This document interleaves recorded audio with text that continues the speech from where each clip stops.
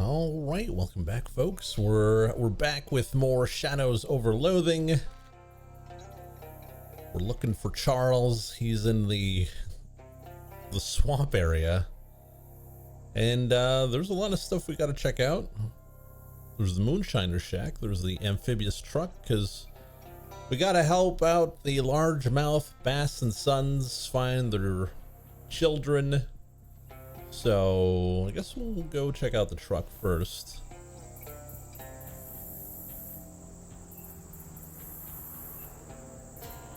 Cab door hangs limply from its hinges. The truck has been abandoned for some time. There's nobody inside unless they're very small and hiding. Are they small and hiding? Let's find out. No. Oh. Search the seats.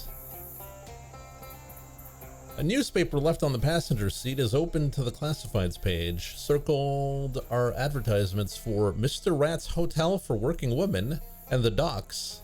Let's take the paper. Don't need it. It's yesterday's news. All right. Search the seats. The gas tank is located underneath the driver's seat, which has the advantage of lowering the truck's center of gravity. The gas tank is empty, which has the disadvantage of the truck not working. You notice a tiny glint of metal. A key! Small L, B, and S key. Maybe it opens a lock back home? Maybe.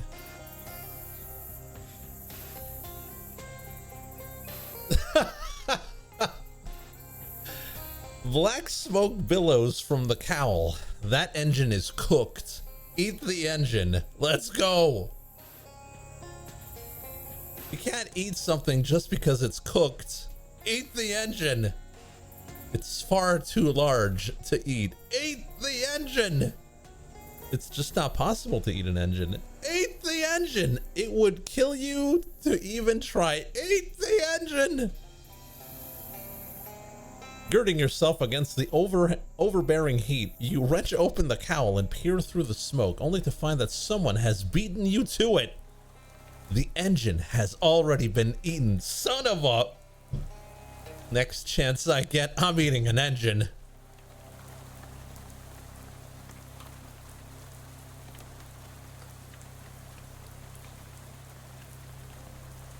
This whole truck business sure feels like much ado about nothing. Ado is a weird word. Yeah, it is.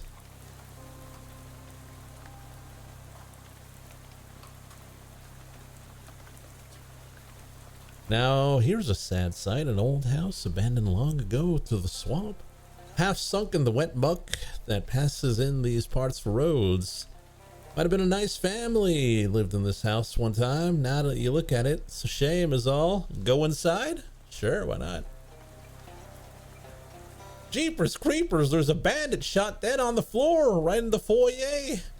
Must have come here looking for treasure from the looks of it, and he wasn't the only one. Oh, the stink of death hangs heavy in this place, all right. Should we leave? No, explore. Holy gosh, sitting room is littered with bodies. 3 more bandits? The entire defensive line of the Ocean City football team? Obvious what happened. Bandits and football players got sold on the same line on a buried treasure by some shifty rumor monger. Both groups came here searching for their fortune, ran into each other, and everyone got shot to pieces. Wherever that double dealer who sold them the tip is now, he better be smiling. Oh, he's here in the kitchen, also shot by a bandit and a linebacker, looks like. But he got him too. Poor pathetic souls. Well, let's keep exploring. Now the bedroom, the finish line. Here's who made it. Quarterback and the wide receiver. You'd figure they would be on the same side, but they shot each other in the back simultaneously. How is that even possible? There's nothing here but a single jewelry box on the nightstand. Ain't that funny? All that death for a couple of trinkets. Nothing rots a person like greed. Leave the box where it is. It's done enough damage. Yoink!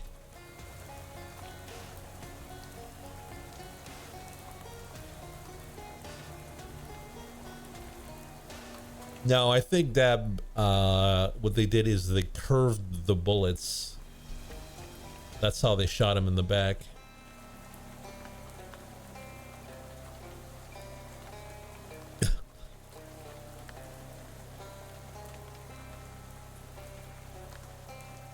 Continue where you were going. Hold back tears and continue where you were going. Weep openly and continue where you were going.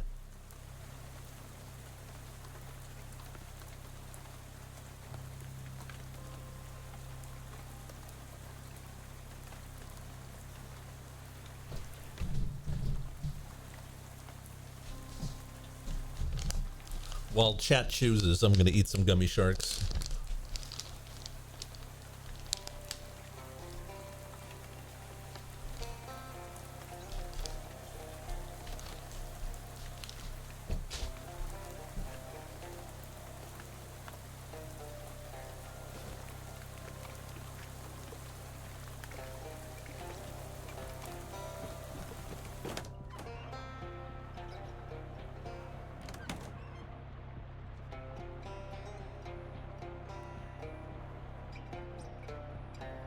Now, what do we need the key for? Oh, there we go. Unlock it.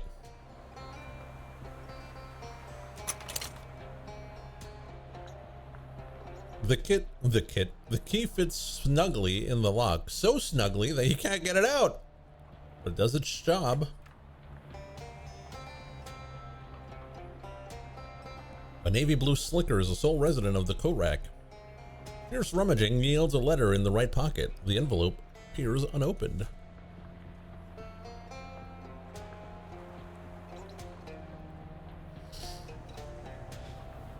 You got an item. Kathy's letter. A letter from Kathy Tracy addressed to only Dad. The post office will never be able to deliver that.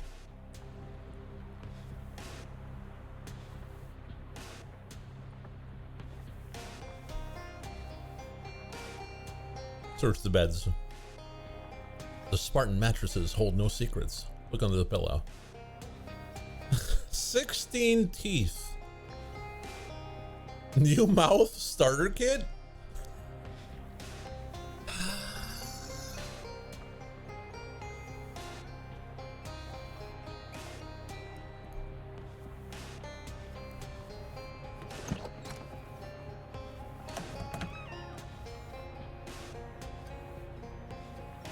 I found these under a pillow. Yeah, those are mine. Do you believe in the Tooth Fairy? No. I found the company truck. Truck? Are you trying to say Tracy? Kathy Tracy? No, but finding the truck may help us find Kathy. It will? Where is she then? I don't know yet. See? So the truck may help us find it, her, or it may not. It's looking more and more like Candy ran away from home. That's true. It doesn't matter. You find her and you bring her back here. The young woman has a responsibility to largemouth bass and sons. Okay.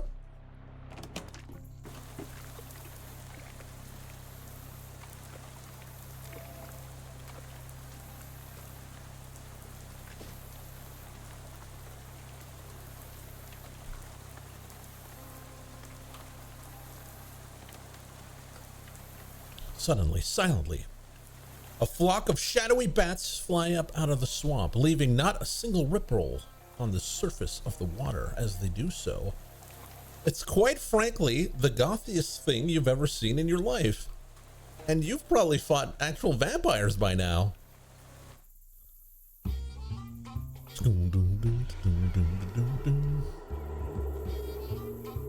Alright, so shadow bats can't take more than 3 damage, physical damage.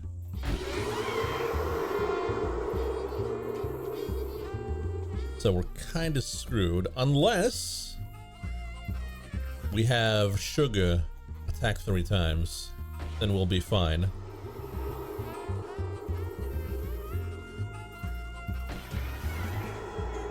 I love the bass line.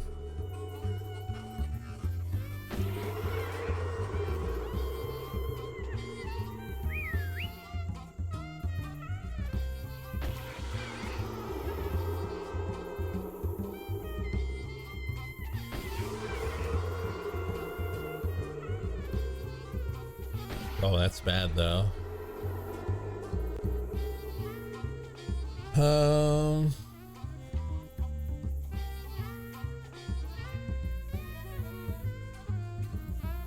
they all want to kill Sugar, so let's stop that real quick.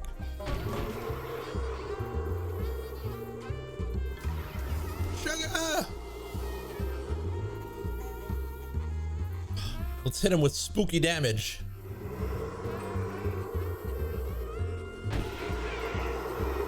Oh, they're strong against spook. Sugar! Brown.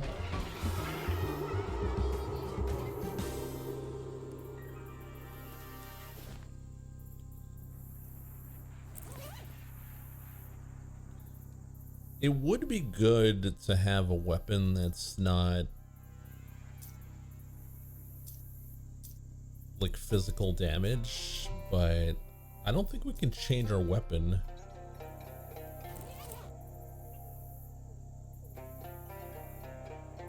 It's a ramshackle cabin, or maybe a ram cabin shack. Shut up. Moonshine shack. This pot has been demoted from soup to chamber. Ugh. Whoever was here last must have left in a hurry. There's still a poker game in progress. You draw cards until you beat all the hands that were left on the table. Then you collect your winnings. That's how you do it. There's a spare car tire leaning against the wall here. The thread pattern on this tire identifies it as a Lincoln, which sounds like an impressive piece of deduction, but honestly, the top hat and beard were a...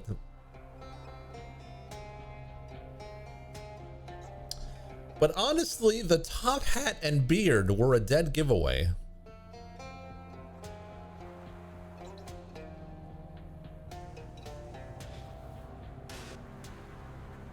A rusty old fire-powered still. You're pretty sure these aren't meant to be operated indoors.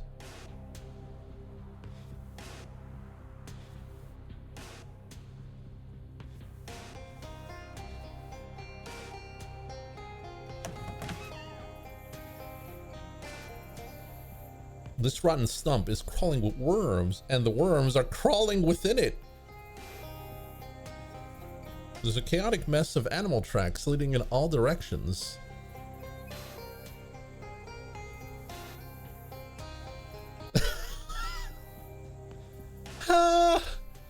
You identify several sets of tracks leading away from the cabin. Hey, one of them matches the thread pattern on that spare tire you found. Follow the duck tracks. Follow the horse tracks, follow the cow tracks, follow the human footprints, follow the cat tracks, follow the badger tracks, follow the tire tracks. Leave the tracks alone.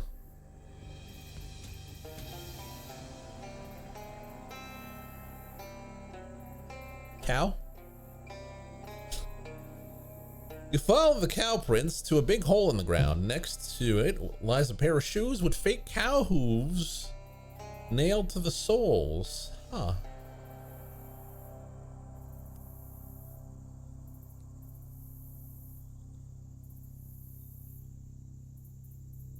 Well, we got cow shoes. Are these all fake? Probably not. But we got tricked.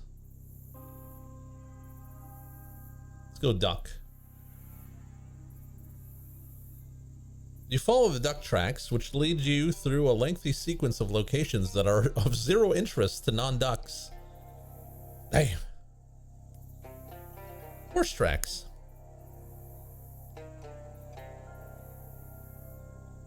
You follow the horse tracks to some water, but you don't drink it. I mean, why would you? It's nasty swamp water. It's true. Human footprints?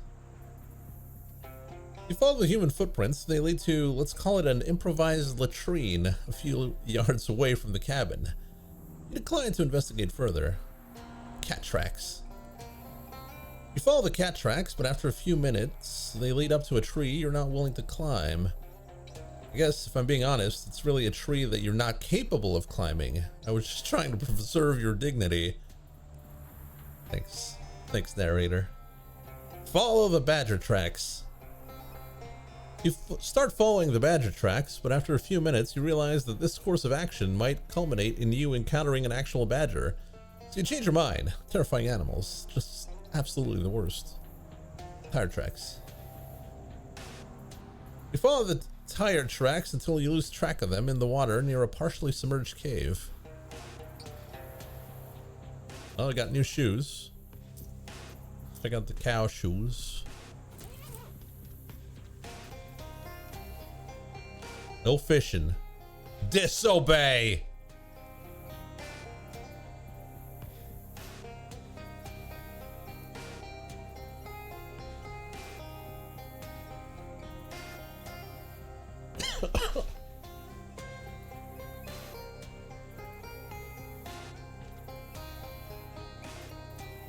Another one of those Gatorman campsites. Maybe the ones who kidnapped Charles came this way? It's another Gatorman camp, all right, and there's 4 more wrenches here. A 31 32 inch, a 63 64th inch, and a 127 28 inch, and a, okay, 255 and 256 inch wrench there. Charles must carry one heck of a toolbox. These wrenches are all laid out in the shape of an arrow pointing towards a nearby hill. From the top of the hill, you can see some sort of fort in the distance, apparently hammered together out of rusty scrap metal. It's gotta be where the Gatorman took him. Gatorman Fortress. You grab all the wrenches and combine them with the others that he dropped to complete the set. Oh, cool.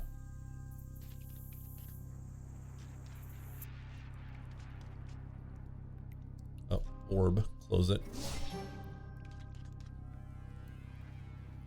This Ford truck has been fitted with Lincoln tires. It's a little ominous. Oh, there's some people here. Couple of shady looking characters. Hi. Hey. Hello. Are you Jarvis and Clem Schlitz? No, I'm Clem. He's Jarvis. Shut up, Clem. He might be a pro-he. I ain't Clem, and I ain't Jarvis. Relax, guys. I just saw the poster at the bus stop, and I got curious. I'm not gonna turn you in. My name's Chabe. Whew, that's a relief. Sure is. Good to meet you, Chabe. What are you two doing in this weird cave? Got ourselves in a right predicament, is what we done.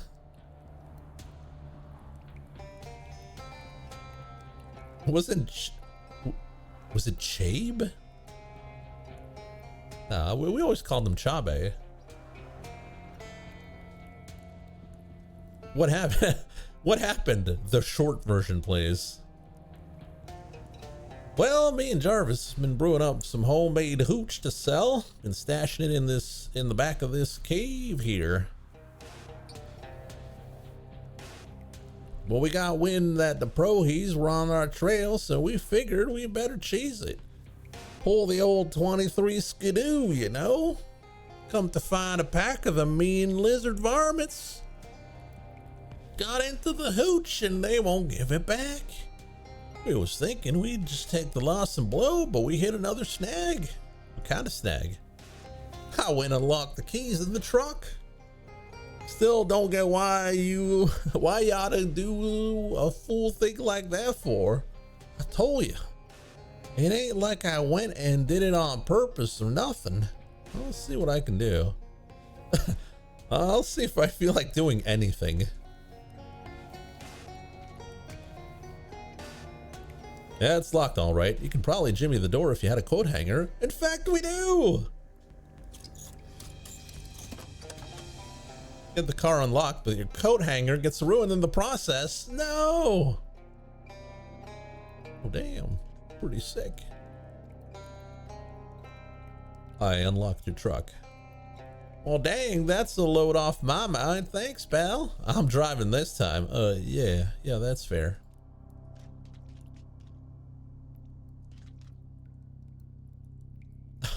It's a vein of confident limestone. Let's get some advice. You listen carefully to the stone, which gives you good advice, and the materials with which to implement it. Well, thank you.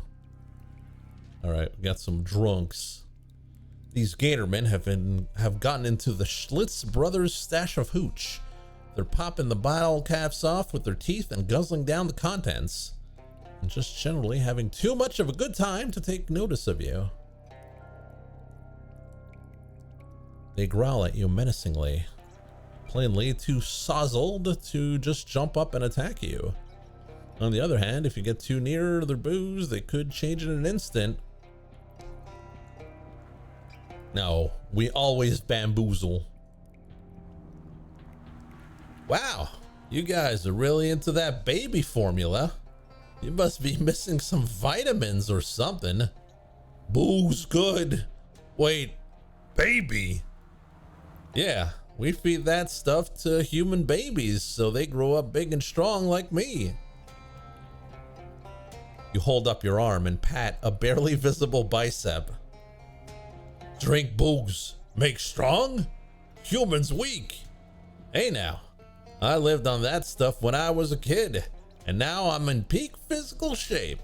Want to see me do a push-up? I'm feeling pretty good. I bet I could do 2 or 3.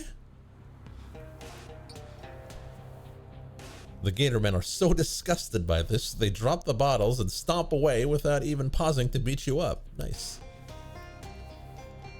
We scared them with our nerd muscles. All right, we got some hooch.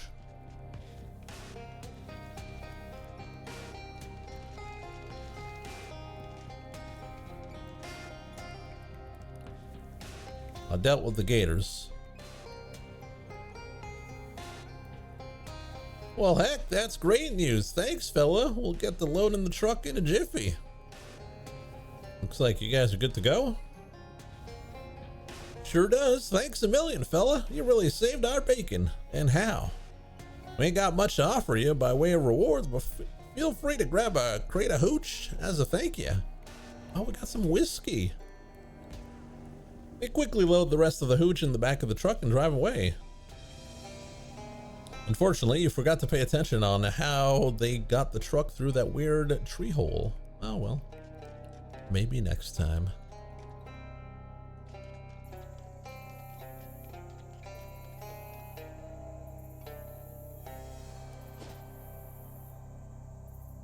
Let's go to the Mudhenge. A portly man in a white linen suit sitting in a wicker chair in a flat-bottomed boat is being fanned by 2 large bats as he poles his craft through the murky swamp water. I say, pardon me, young man, but might I prevail upon you to lend me some navigatory assistance? I consider myself a man with a sense of direction, but I must admit this bayou has got me turned right around. Well, to start with, you are way far west to call this swamp a bayou. Well, now, I may just be a simple country Dracula, but I thought I could tell the difference between the bayou and some damn Yankee swamp. Have I really missed Louisville by that much? I'm afraid so. By more than 800 miles as the bat flies. Well, tarnation, I'll never make it to the Derby at this rate. And I was looking forward to that mint julep. The julep. Reckon I'll just have to make do with a... Is your name Mary by any chance? No, it's Chabe. A bloody Chabe. Well, any port in the storm, as the poet says. Fight him. It's a vampire. Vampire Colonel? Colonel. I'm under attack by bats.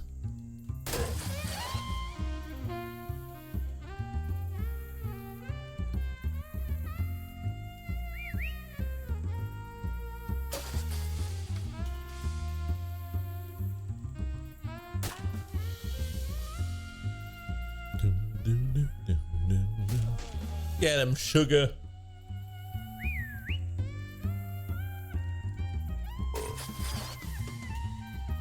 He really is. Like, he's more useful than the gator.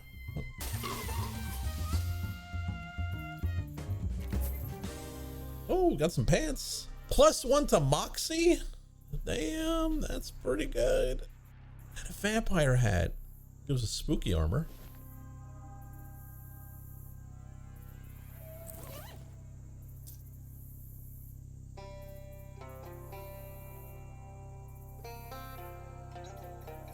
Some pretty good. These are pretty good pants. It's a shame.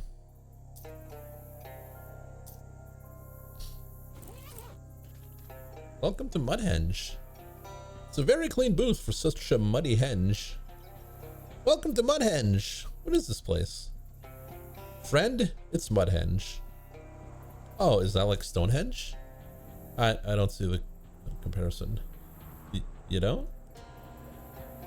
Look, we could talk for hours about Stonehenge. Stonehenge is big. Stonehenge is strong. I've gone over all of this, so with respect, what I'm interested in talking about is Mudhenge, which is a formidable monument in its own right, and so much more than a first draft of Stonehenge, as sometimes they say in the magazines. What's so special about Mudhenge? Special? Well, during the swamp solstice, it is said that the needle of a compass is placed upon the central altar. It will point not to the west, but secret west, where lies the thing you need the most. That's special enough for you? When's the swamp solstice? If you're in the swamp, it's pretty much always the swamp solstice. What's the secret west? I'm no mystician, but secret west is the direction in which lies that thing your heart is most missing. And it's said that a compass laying on the altar of Mudhenge during the swamp solstice will point to the secret west.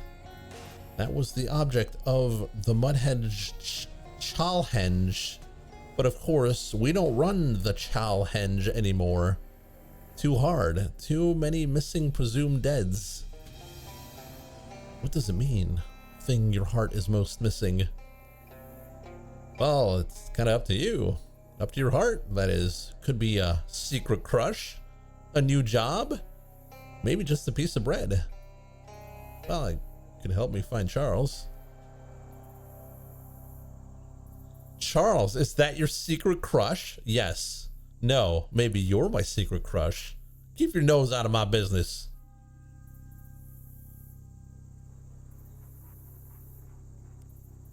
Sir, I'm married. No! We had one chance.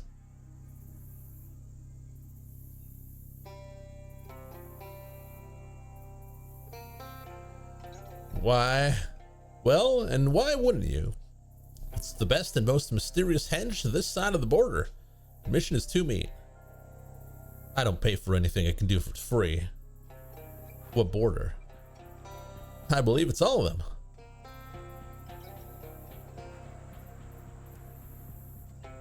Thinking about hopping the fence? Sure, go ahead. But there's one thing you haven't counted on. You won't have the informational brochure that comes with your ticket. Oh, damn, I want that. I knew you wouldn't be able to come all this way without seeing the famous Mudhenge. Here's a pamphlet that goes over just about everything we know about the history of this ancient monument. Oh, hell yeah. Let's read it.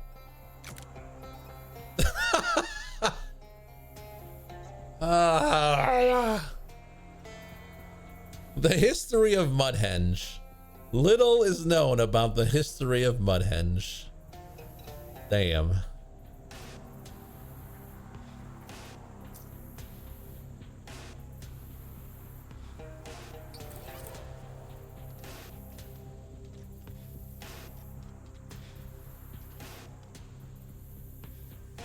Oh, someone's gonna lose their job at the fence factory.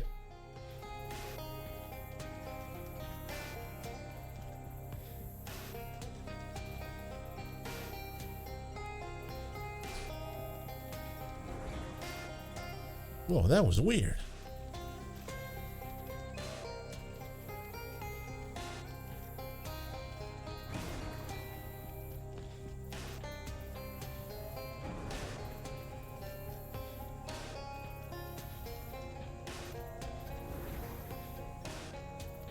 Wait a minute. The hell is that?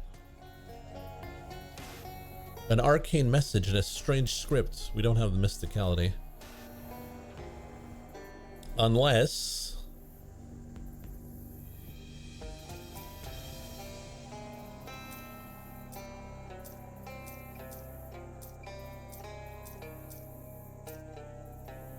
Where is it?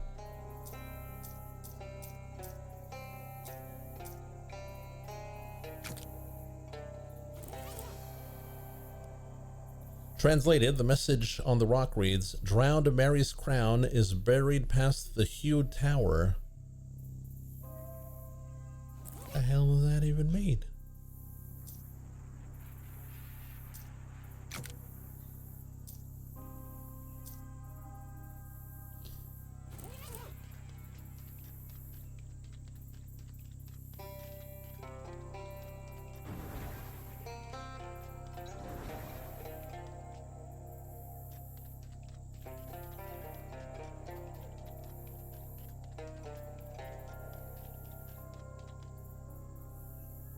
This crazed gator man appeared out of nowhere and is champing at the bit to make sure you're nowhere 5 minutes from now.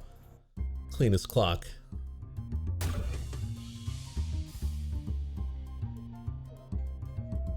I mean, I'm just gonna kill you right now.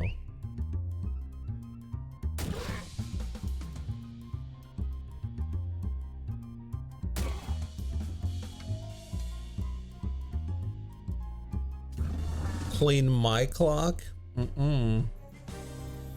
Sugar!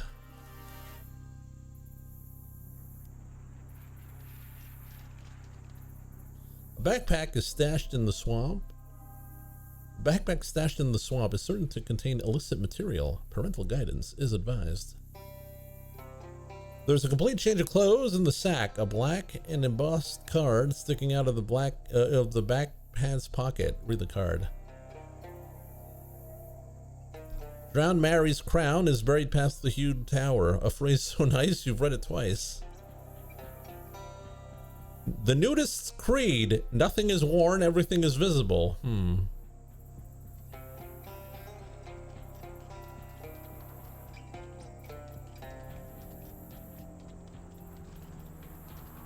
What does it mean?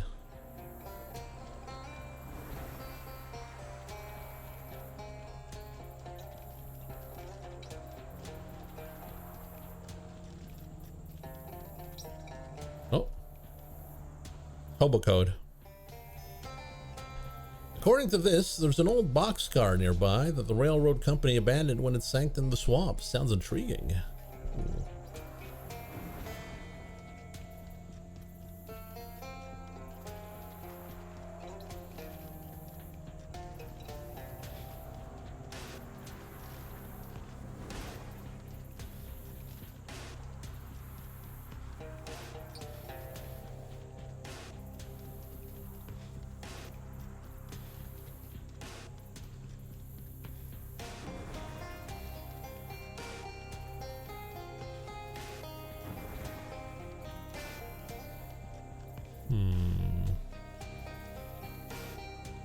Oh, who's this? Stop!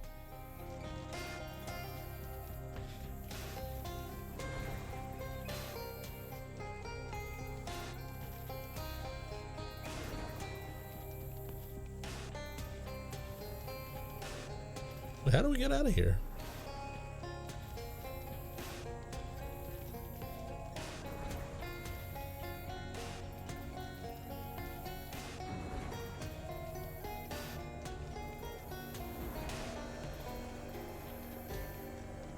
There's no way out, is there? We're trapped here forever.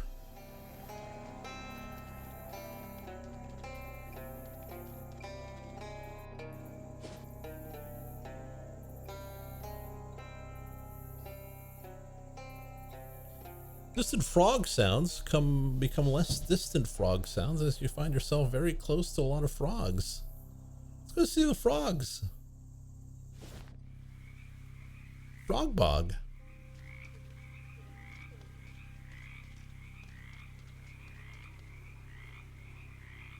Frogs are talking. Speak to the frogs. You clear your throat. There was a frog in it. Maybe don't use that joke when talking to the frogs, though. Hello, frogs.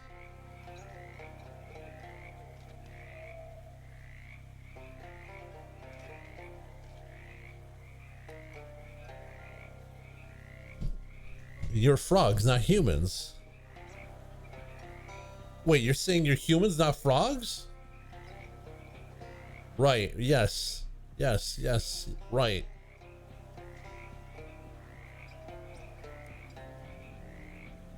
You think about what it would be like to be trapped in a frog's body. After a few seconds, you stop thinking about it because you don't like thinking about things that fill you with harrowing existential angst. How did this happen?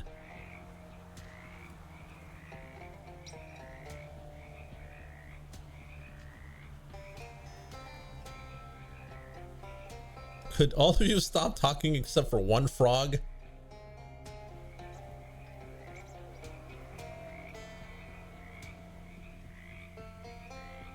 Frogs share one mind.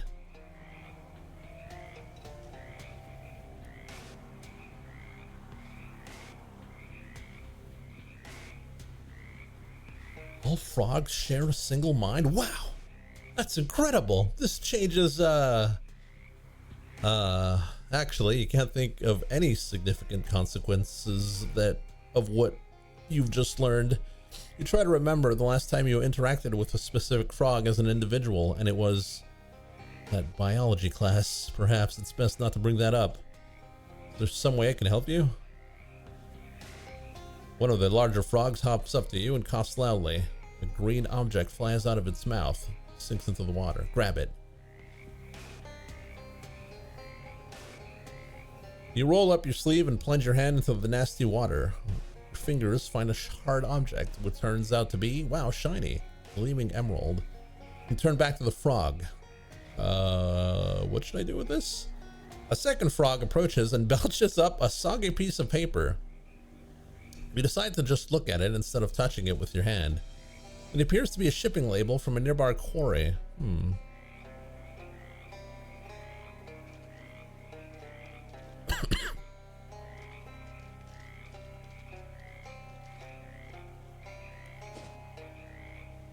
I just realized, where's my gator? Oh, there's a big shiny treasure on that tussock over there. Check it out. What's a tussock? It's like a big clump of grass or a small hill. It's really not the important part here, though. How about that treasure chest? Are you sure that's what a tussock is? I thought that was a cassock. No, that's what the priests wear, like a close-fitting robe. I think you're thinking of a Cossack. This is a cassock. No, it's not a Cossack. That's a 17th century Eastern European cavalry soldier. I'm pretty sure you mean cavalry.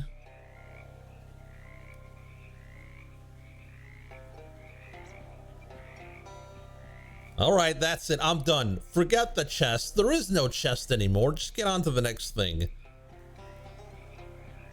Sheesh. Touchy. I'm not the one who doesn't know what the words mean.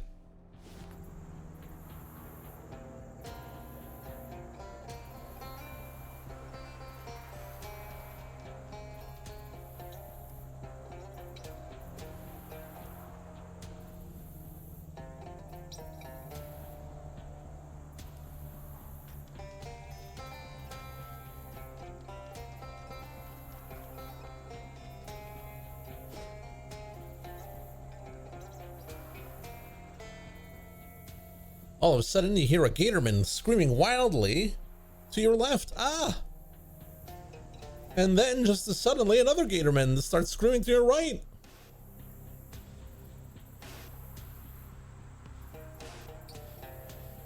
You hear an angry snarl behind you, and you turn around. Another gatorman. Oh no! Oh yes, and then you hear someone say, "Ugh," behind you.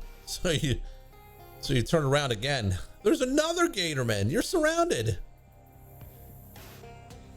Fight them.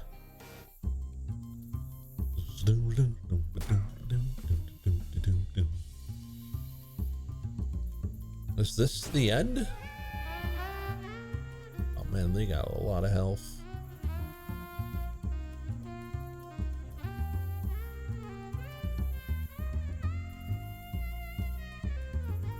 Well, we'll have Sugar attack like 6 times.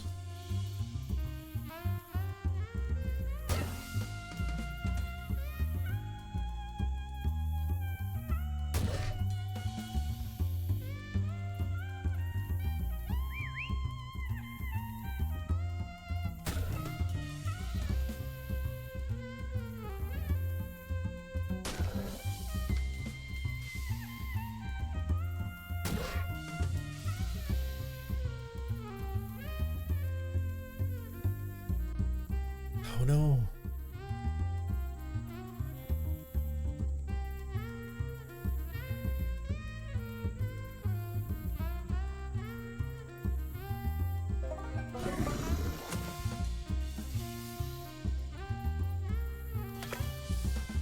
Sugar!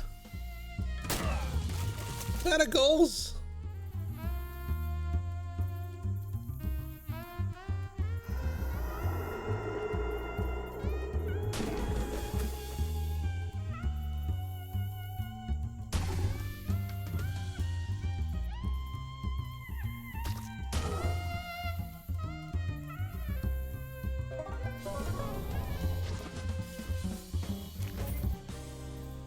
Gatorman pants, Gatorman punch, swamp mushroom.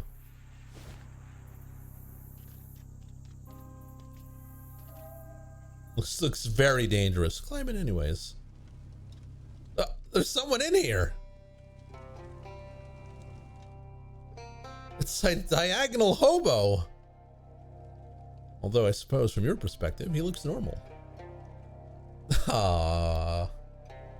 The text is in italic. That's adorable. Oh, hi, sorry, I didn't know anyone was living here. I suppose that I should stop being surprised by that. That's quite all right. I'm Pepperidge Dauphin. Welcome to my humble abode. Thanks. I'm Chabe Von New York. Nice boxcar you got here. Apart from it being a little steep. Steep? Oh, yes, you know, I've grown so accustomed to the tilt, I hardly notice anymore. Apart from when I try to play marbles. Your game must really be going downhill. Yes, quite. Your accent is different from most hobos I've met. Well, my family is from old money, you see. How old?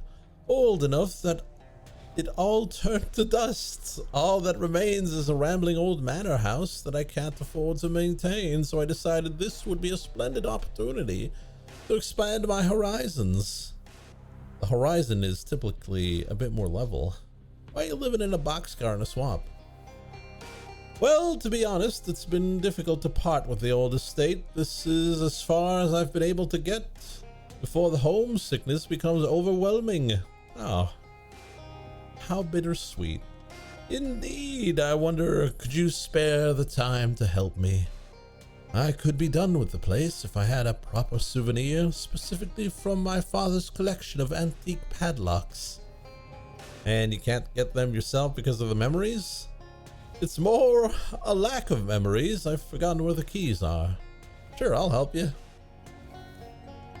Thank you. There are 11 locks altogether, except they won't actually be all together, will they? No, I'm afraid not. Here, I'll mark the location of the house on your... Is this a sponge? There is also something I should tell you about the house. Oh good, here it comes.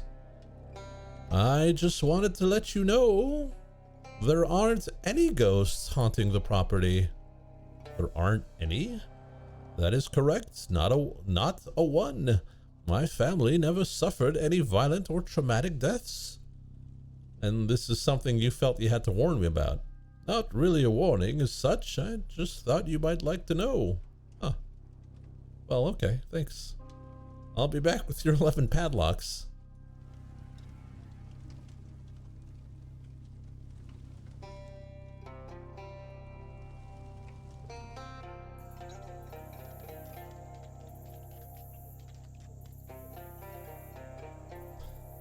An observation.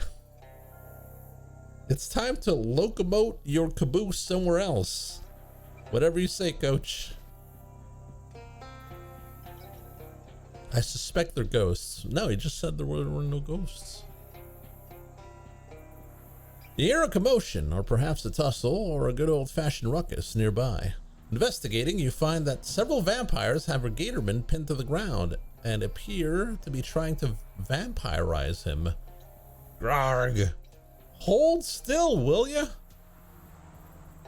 His neck is all scaly and tough. Did someone bring a drill? Or a can opener or something? Interrupt them. Hey, leave that gatorman alone. I won't stand for you vampires going around inflicting your undeadness or disease or whatever it is on innocent people. I think it's a disease. We aren't undeads? Not like a zombie or skeleton anyways. The last necromancer was killed decades ago. Hey, stop that. Yeah, don't talk with your mouth full. I mean, stop biting that guy. Mind business. He volunteered. Anyways, I'm finished. He what? Really? Rawr. Drink blood. Power big. The gatorman stands up with a terrible red glow in his eyes. Drink blood. Kill busybody. Ah, jeez.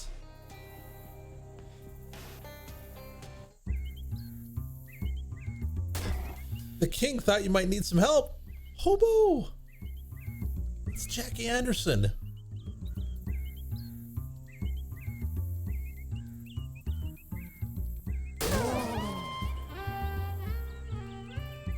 Oh, he's a weak gatorman. Swamp gas swampire.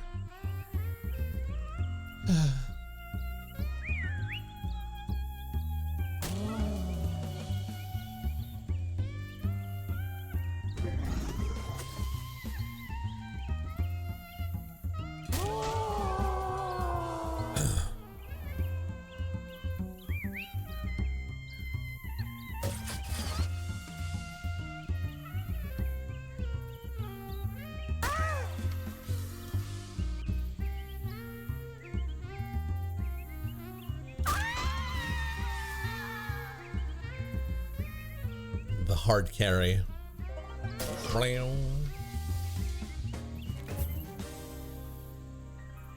Hollow gator tooth. It's a melee weapon. Bottle of bloodshine. Doubles your moxie. Damn, that's crazy. Nice.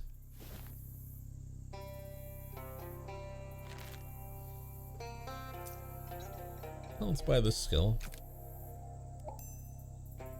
Got everything. All the basic skills.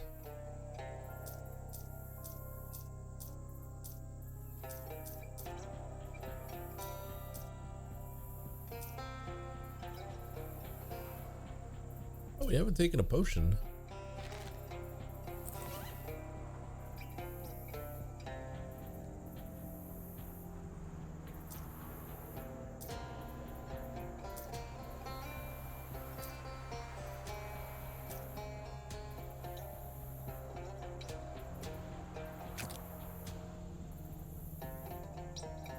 You pop the entire ball of wax in your mouth and chew on it until there's nothing left. Waxy grin. Your teeth are gleamingly waxed as a train station floor.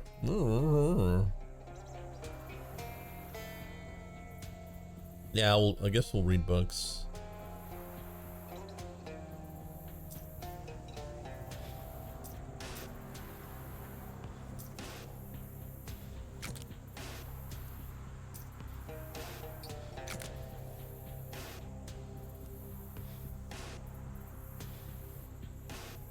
Alright, so we got more stench resistance.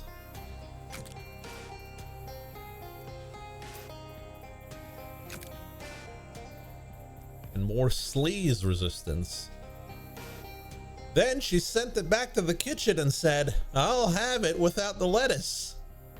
Yikes, you wouldn't want to admit you understood that one.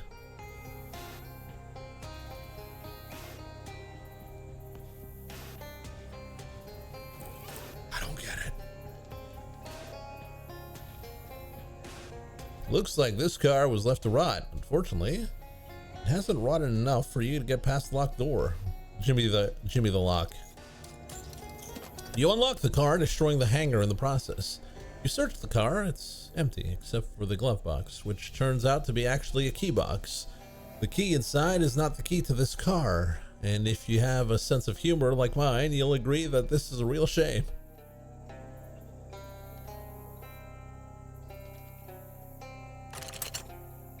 Click, you pop off the lock and the door unlatches with an ominous creak.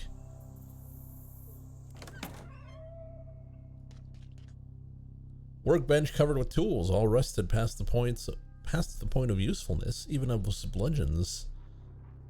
The old Dauphin never got sick of tires. Some say the most powerful tool is a padlock. It's really more the opposite of a tool, though, because it obstructs rather than facilitates what you're trying to do. These cinder blocks are totally waterlogged. Oh, that's not good. One of the cinder blocks was standing way too close to the others. You explain personal boundaries to it and perform a quick procedure to make it less creepy. All right.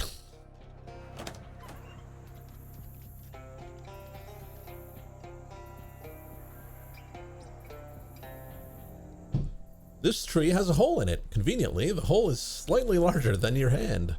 Honestly, for what is ostensibly a horror game, we've had way too few opportunities for you to stick your hand in a suspicious dark hole. Let's go. You reach slowly inside the dark hole. It's damp, ominous, and then you find a key. Sorry, that screen wasn't really justified. All right, we got a mossy key.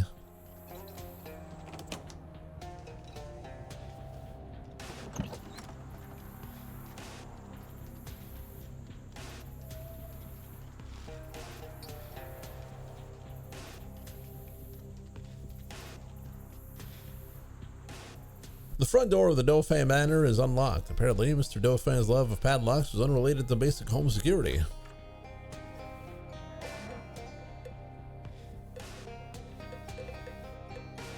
Oh, we're doing cow tracks. Calpurnia Dauphin died of natural causes. Mopey Dauphin died of natural causes. Hortense Dauphin died of natural causes. Beasley Dauphin died of natural causes. Goldilocks Dauphin died of natural causes. Fansworth Dauphin died of natural causes. This couch faces the wall. It must have been the Dauphin family's punishment couch.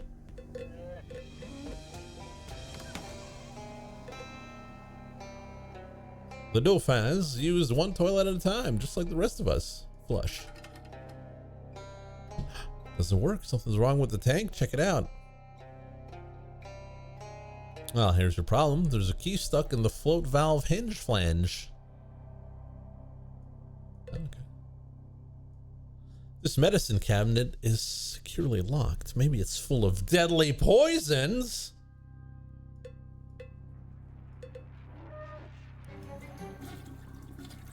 Hey there, Kaiser. Thank you very much for that. This bathtub is full of steaming blood. Oh, wait. No. The red is just light coming through the stained glass rose hanging in the bathroom window. Doesn't explain whether the water is still hot, though. Let's fish.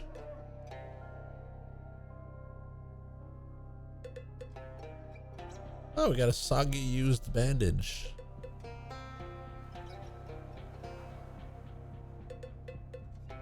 Got some nasty goo.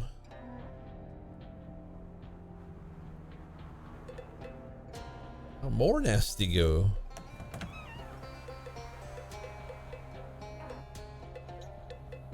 Oh, we can use the wet key to unlock this door. All right, that's another padlock. Only 9 more to go.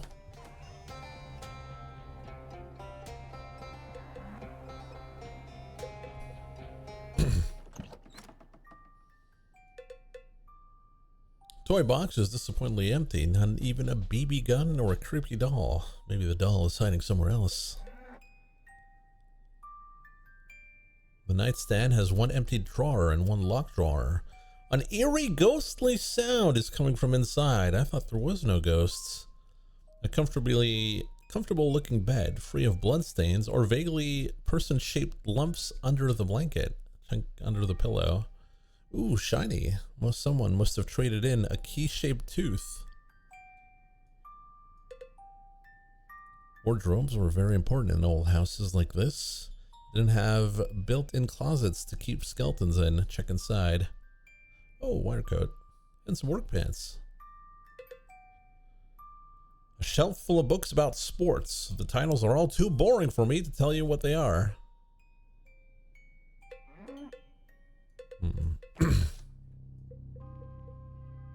Door's padlocked. Oh, shiny key.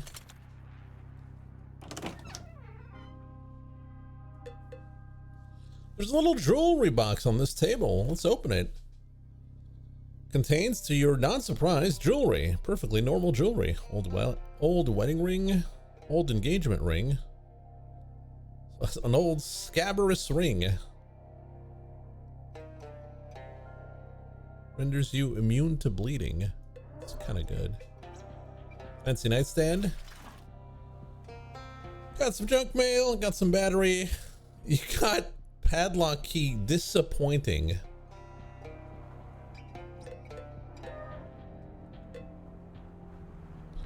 The fancy vanity, which appeals to your pedestrian vanity. Oh, shut up.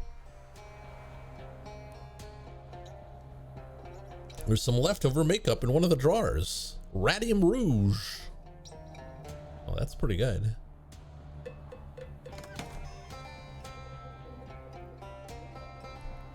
Door's padlocked. Use the disappointing key.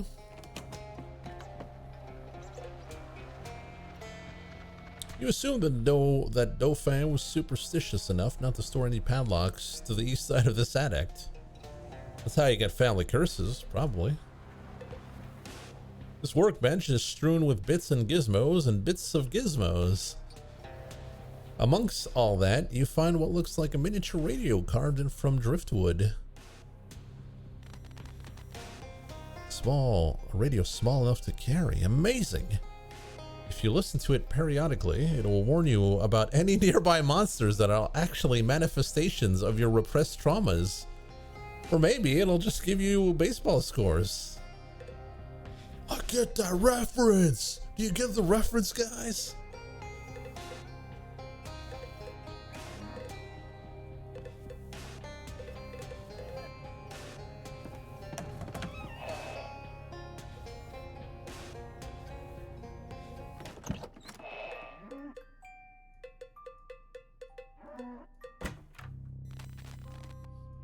Didn't get the reference.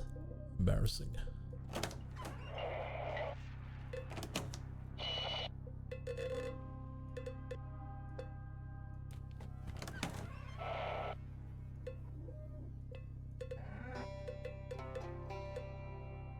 A fancy serving cart. It's one of those serving carts they use in posh hotels and in posh manor houses, apparently.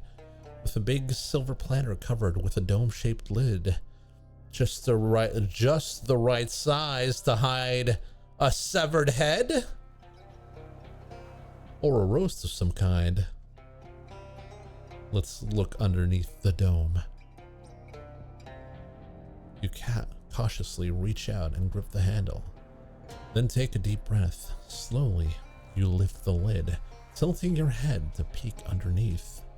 Oh, it's empty. Oh well. Enough fine china to feed an army. If only you could get past the padlock. and you were in command of the world's hoity-toityest military. If only.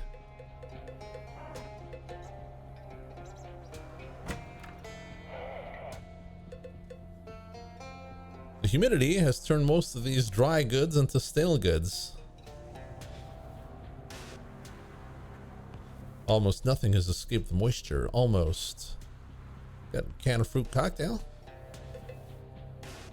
One of these old fridges that people sometimes got locked into accidentally and asphyxiated. Oh wait, that's still all fridges these days. Maybe that's why it's padlocked. Unlock it. Hopefully there's no bodies inside. The fridge is empty of both expired food and expired hide and seekers. You do find a key, inexplicably frozen into a block of ice though.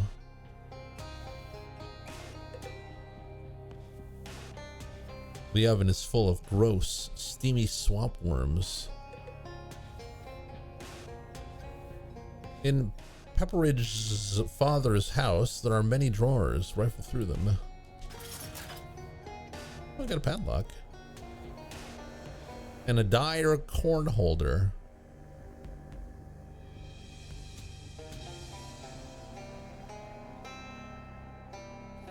A regular corn holder is a tiny vampire that drinks corncob juice instead of blood. A dire one also drinks blood. Damn.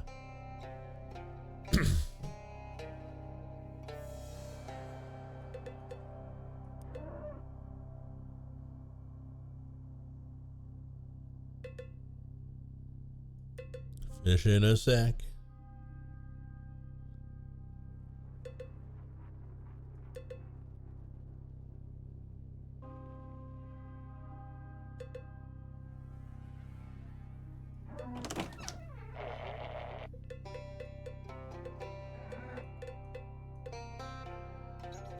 The basement of this swamp house is predictably completely flooded. You will need some kind of breathing apparatus if you want to go down there.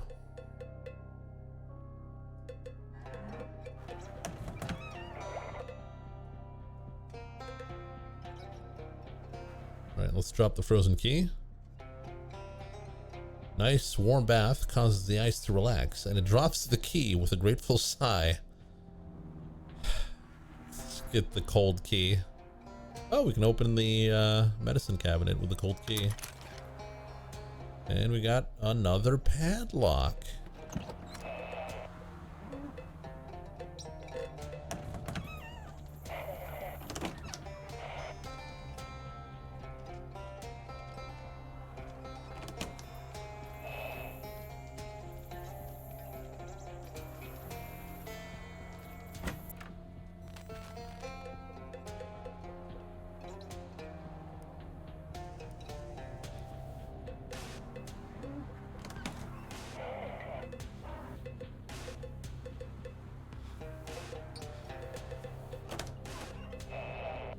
Check the second floor. Again.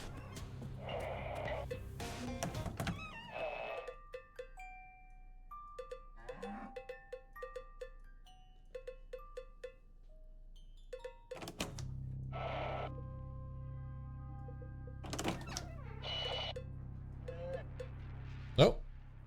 No.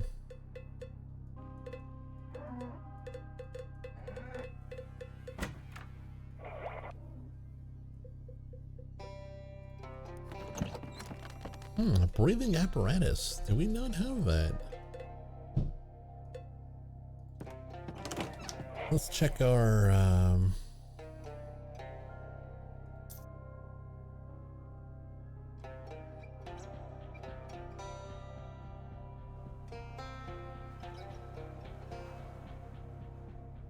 no. Unless it's an accessory.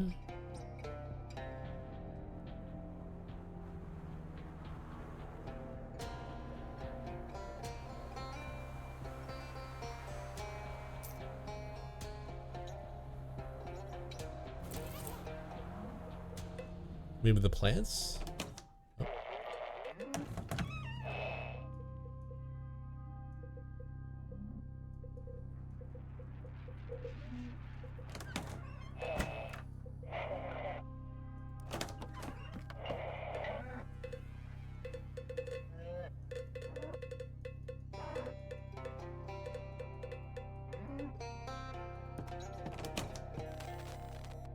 Hmm.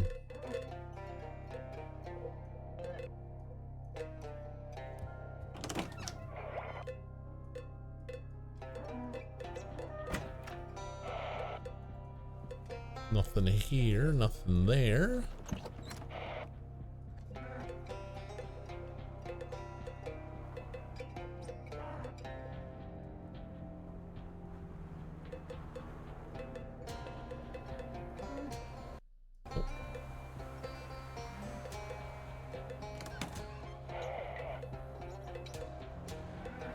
Breathing apparatus.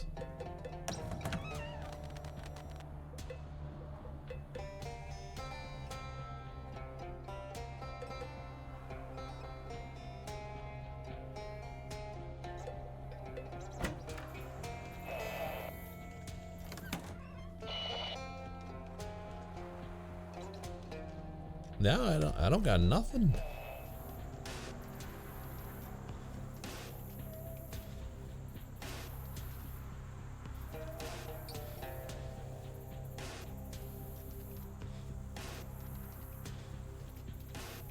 Space listen.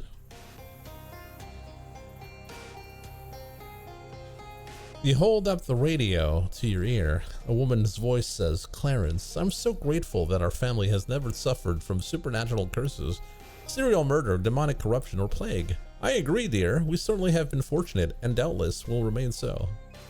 These voices are so eerie.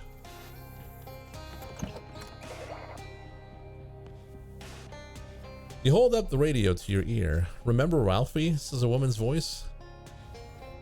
"Remember Ralphie," says a woman's voice. "You must never open the door to strangers." And a boy replies, "Okay, Mom, because it might be a kidnapper or a murderer." "Oh, I'm sure that would never happen, but it might be a vacuum cleaner salesman, and we already have one."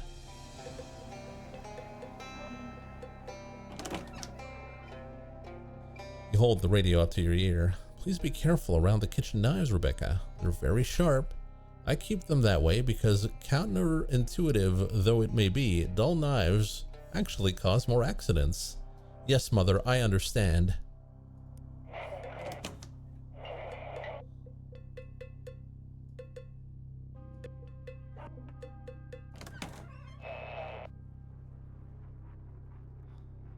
You hold the radio up to your ear.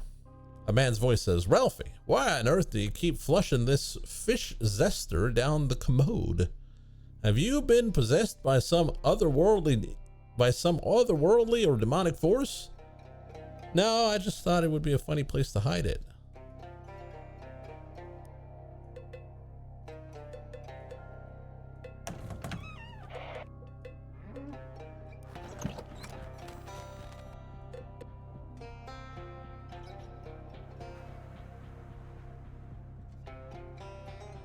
You hold the radio up to your ear. You hear a little girl's voice shouting, "Mom, Mom! A terrible ghoul stole the key to my nightstand." A woman replies, "Now, dear, don't call your brother Ralphie a terrible ghoul. He probably hid the key in the potted plant in the hallway like he always does." You dig around the dirt and find the key. So predictable, that Ralphie.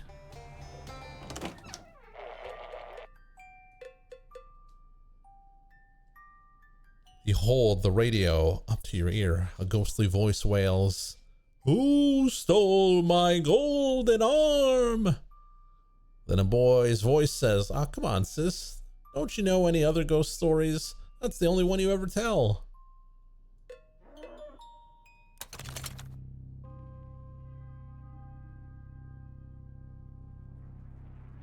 Deal your mysticality and spooky damage to all combatants. Ooh, that's pretty good. Unfortunately, we don't have mysticality.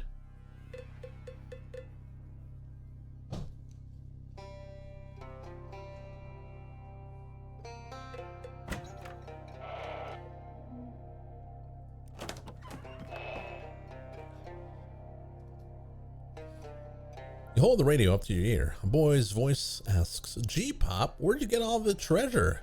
Is it a cursed pirate hoard stolen from the ruins of an ancient civilization?" "Ha, no, son. Nothing like that. Just sound investments in perfectly normal and moral financial markets." This place is so silly.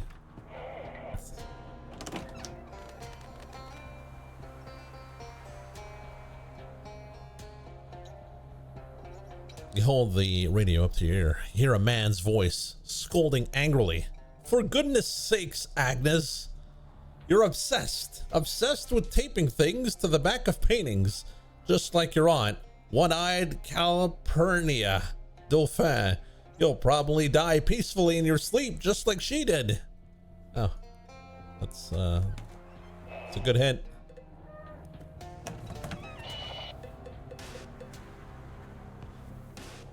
Could this be one-eyed Aunt Calpurnia? Considering the eye patch and the fact that the painting is labeled Calpurnia Dauphin. There's a key taped to the back. Classic Calpurnia. It's a sticky key.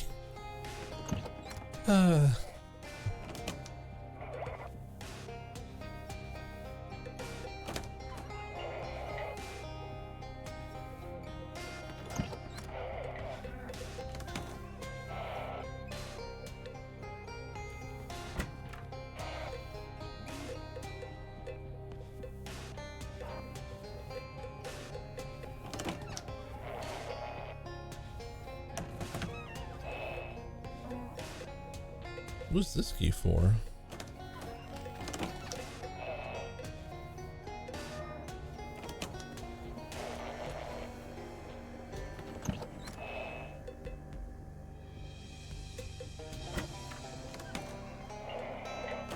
It's not for the cedar chest. The garage? Oh, maybe.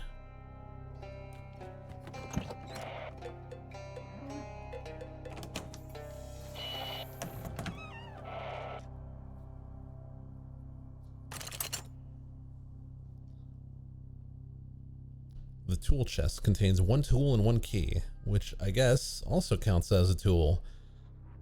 Albeit an extremely specific one. So two tools then. A handsaw and a rusty key.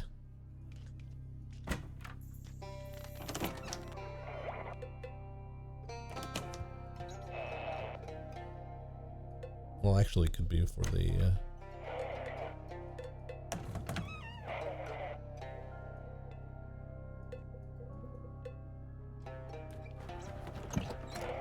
It's probably for this here. You open the cabinet door and examine the stacks of fine bone china. Wait, bone china? Perhaps human bone china? Oh, no, the brand mark on the bottom is not a pretty well-known company, so probably not. Anyways, you find her fancy hat. We sure do. All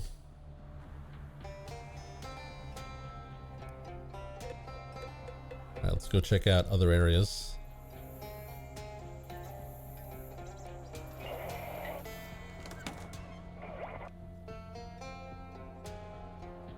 You hold the radio up to your ear. A woman's voice gasps.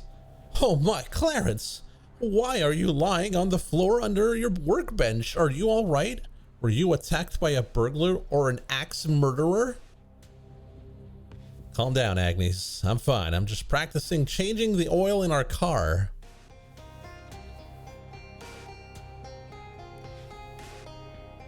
You find a key taped to the old oil can. Oh, okay. It's a loose key. So dumb. Loose key probably for our second floor.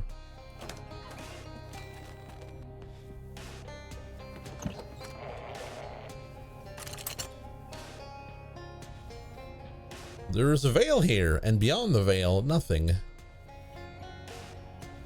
Perfumed wedding veil. Hey, actually, this is pretty good. We can wear that because we're using the booze-soaked handkerchief, but we could use the perfumed wedding veil. Is that all the locks? That's all 11.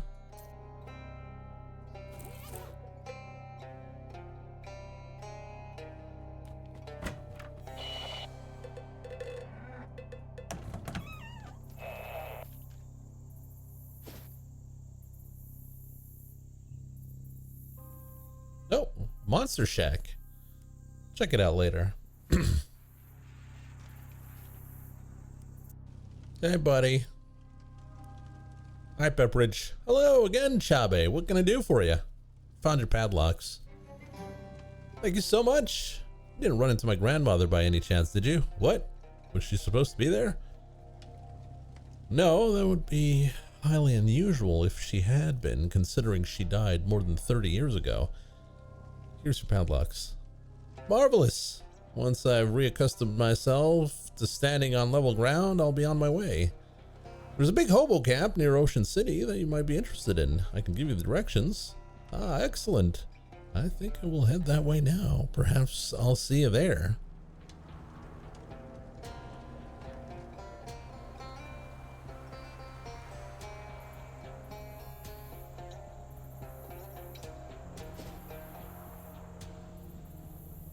To the Monster Shack. Uh-oh. A black shape looms into view. At first, it's difficult to make out from the silhouette, but it seems like a massive shadow brute.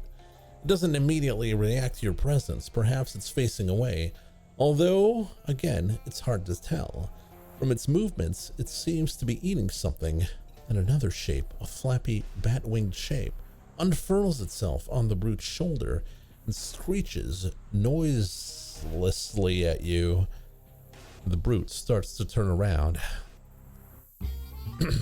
Oh, he's huge.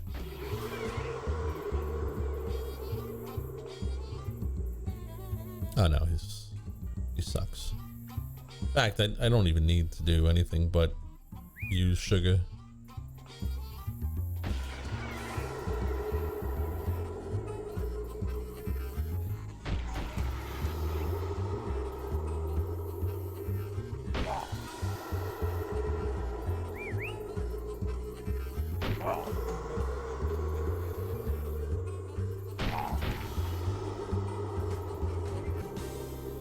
Oh, sugar! Monster Shack. Wait, I didn't want to go to Monster Shack. Or maybe I did want to go to Monster Shack. No skeptics. Okay. That was some hobo code. The code reads, "These kids are all right." Oh, that's pretty heartwarming.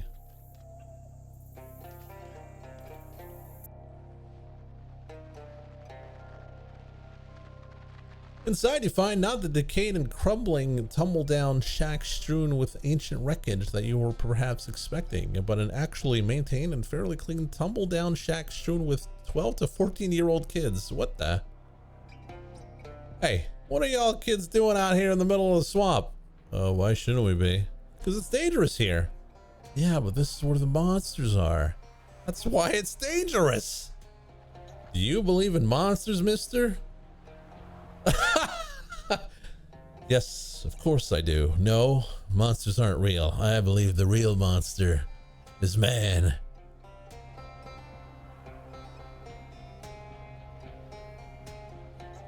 Of course, the only answer.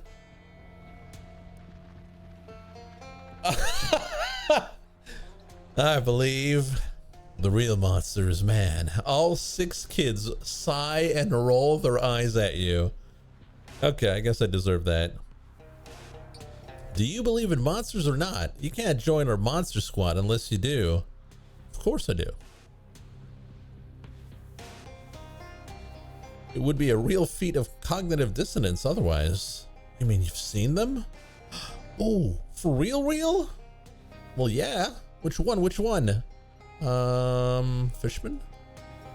Oh, those don't count. They're just weird jerks. We're looking for real monsters. I don't understand what real means in this context. Since you believe in monsters, you can join our monster squad. Otherwise, we can't tell you anything because it's secret. Oh, okay, I'll join. Great. It'll be nice to have someone who can reach the top of the shelf on these old bookcases we scavenged. That's it, I'm a member now? Yeah, we used to have a big ceremony where you had to repeat a vow and stuff, but it took too long and we're all busy with our research. Come on in and look around. Damn, this is pretty good. This kid's eating something. Hi there. Hi. I don't want to be rude, but, what's your deal, kid? I'm a moss man. You are, huh? Well, not really. I want to be a moss man when I grow up. That's why I'm eating all this fertilizer. It's actually cornflakes. I'm just pretending. Oh, whew.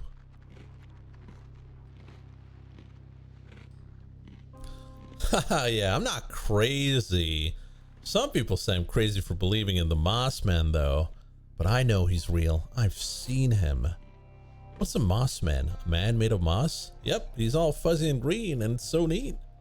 Oh, hey, you should go see him for yourself. Then if you bring back proof that he exists, people won't think I'm weird anymore. Well, they might. I'll have a look. Right here, I'll mark the place on your map. It's called Moss Rock Grotto. If you see him, try to bring back some moss as proof, okay? This kid is studying far more intently than you ever did at his age. What you reading? It's about Neanderthals and other early hominids. Unfortunately, I'm not finding anything useful in here. What are you looking for? The honey ape. The what now? You never heard of it? It's a famous monster. A hairy primate or primate-like creature that's smaller than a human, but with human-sized hands. Most of the legends called it Big Hands, but I'm pretty sure the Big Hands legends and the reports of the honey ape sightings are referring to the same cryptid. That's, interesting. I know it lives around here somewhere. I just haven't been able to find it yet. I'll look for it. That would be excellent. Thank you. Here, I found some of its prints once and made a tracing. That might help you track it down. Try and get one of its fingernails as proof. How will a fingernail be a proof? Because it'll be as big as a human fingernail, obviously. All right. This kid is preoccupied with repeatedly smelling 2 large test tubes. What you got there? Perfume samples? Kinda. This one's a combination of hydrogen sulfide and methane. Common swamp gas, basically. Ew, what's the other one? Coffee. To clear the swamp gas smell out of my nose. Oh, okay. So why? I'm researching a creature known as the Smelly-o-the-Wisp. The Smell-o-the-Wisp. I've only run into it once, but I've got a good memory for smells, so I can figure if I can match its smell, that particular chemical mix will tell me more about it. The Smell-o-the-what? Wisp. It's a cloud of intelligent swamp gas. Some people say it's the ghost of a dead chili cook-off judge, but I think there's probably a more scientific explanation. You're telling me you're looking for an intelligent The girl gestures sternly at a sign over her workbench. No fart jokes! Oh, come on! Oh, come on, it's the Smell-o-the-Wisp. No. Well, I don't know what to say then. If you're willing to help instead of making puerile goofs, I could really use a sample to analyze. Can I use your equipment to make some potions? Sure. Make some fancy potions. Anabolic. That's pretty good. Some big armor.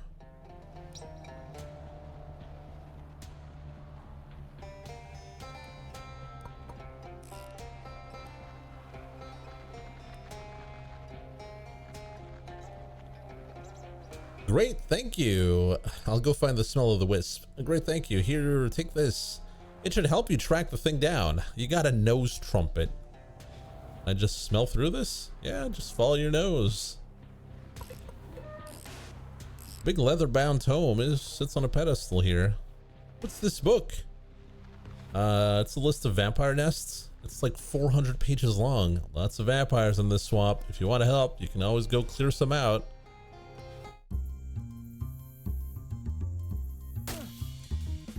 Freaking vampires.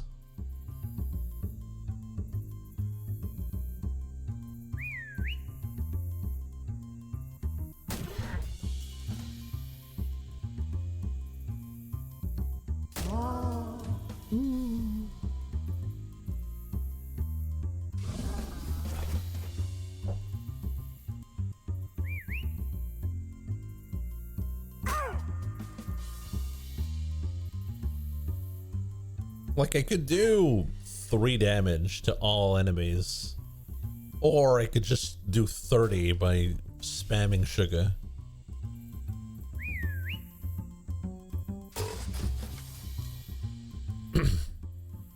Murdering peaceful vampires. Vampires are not peaceful. Vampires, scum of the earth.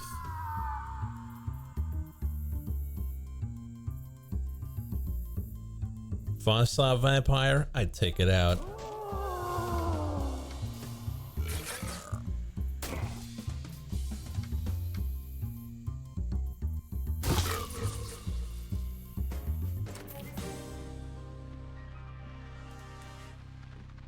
All right.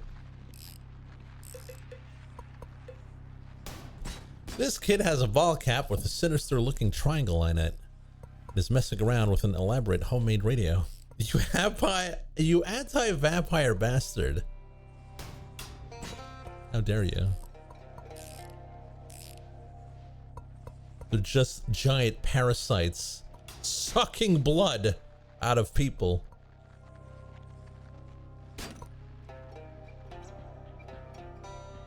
Hi there.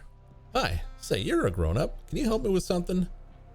I'm not buying you any cigarettes.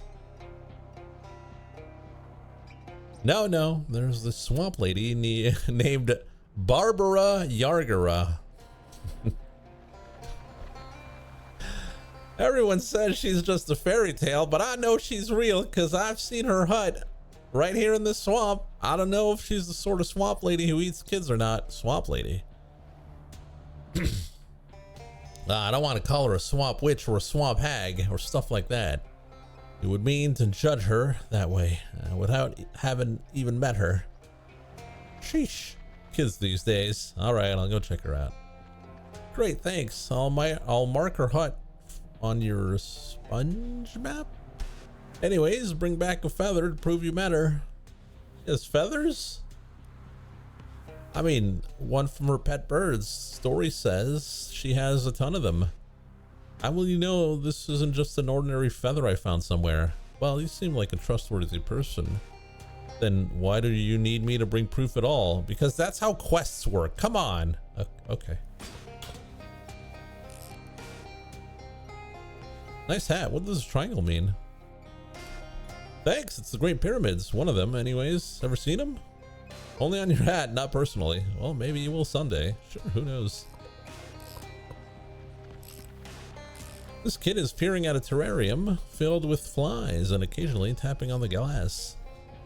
Hi there, are you, into flies? Well, kinda. They're interesting once you get over the gross factor, but I'm mostly just studying these because I'm really interested. What I'm really interested in is the fly man.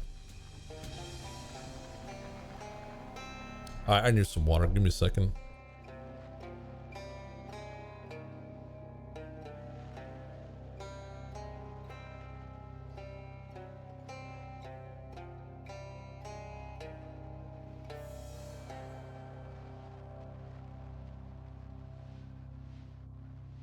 Never been so parched in my life.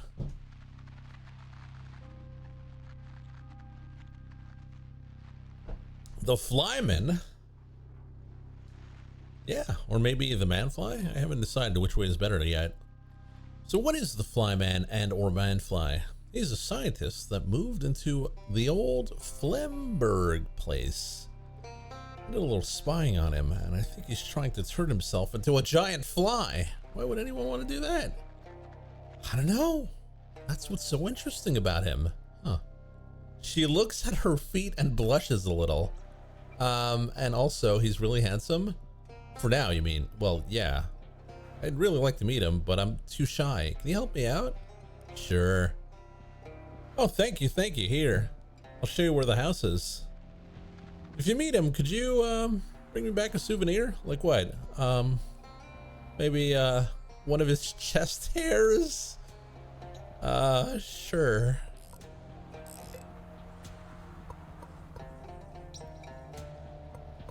This kid is messing around with some kind of weird mechanical contraption.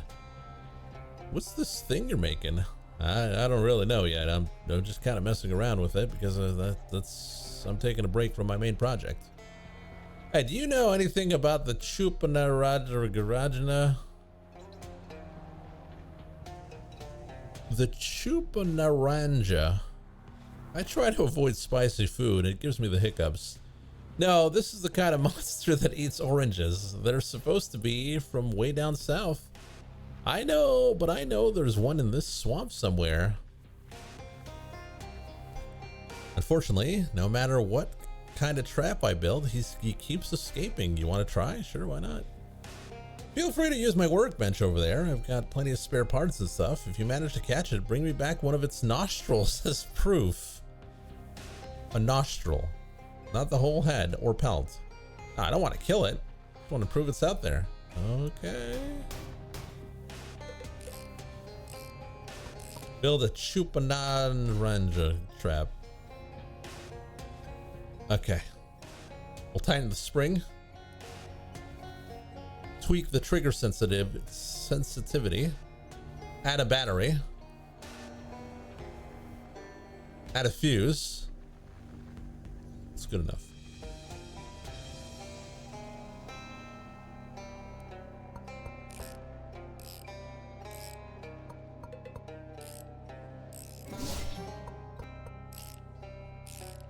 Lucky, when will you do a nostril reveal?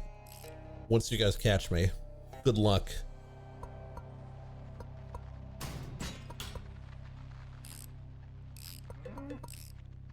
Dozens of volumes of serial fantasy for young adults and older than average children. The saga of Isabel Reed and Lillian Perez. Okay, yeah, so it's all. A little sign on the table says Boris only. This cat better be Boris or there's gonna be trouble. Boris hisses at you. He must know you're an outsider.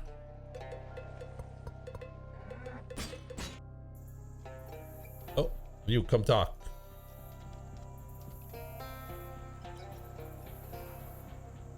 Is that Alphonse? You've got a knife sticking out of you. Bah, not kill, make stronger. Were those guys even using knives?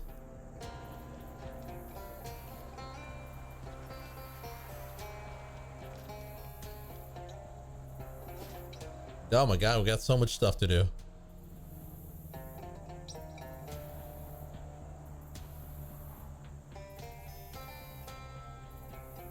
That's odd. This patch of muddy ground has a lot of tracks in it that look like human handprints. Except for the fact that humans normally don't walk around on their hands. Maybe there was an acrobat convention in the middle of a swamp. What was that thing that one kid was talking about? The honey ape? Maybe there's something to that after all. Follow the tracks. Jeez, the more you look, the more a confusing trampled mess these tracks are. It seems like there's different sets of tracks heading in different directions. How many thumbs did he say this thing has on one hand? Oh, I don't know. I didn't check. Oh no. Blundered.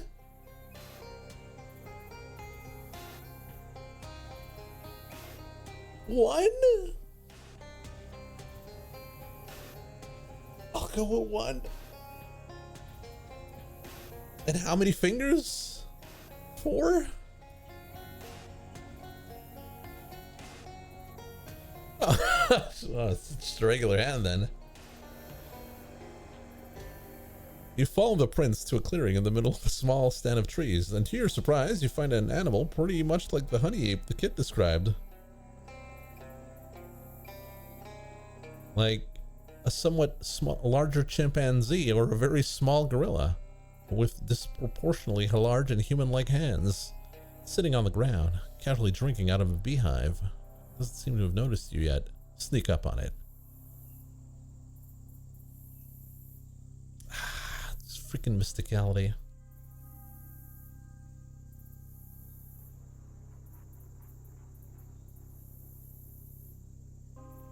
Attack! Or do we leave it alone?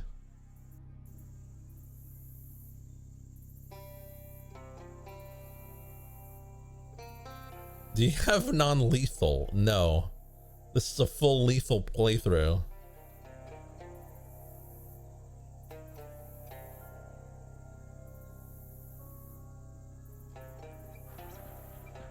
I'll leave it alone.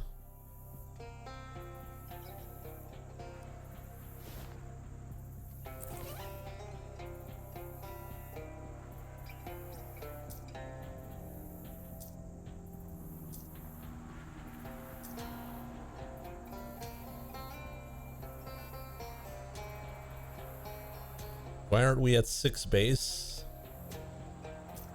Don't know, man. I don't know. I mean, I could always wear the ring. It gives me mysticality, I think. Do I have a mysticality ring?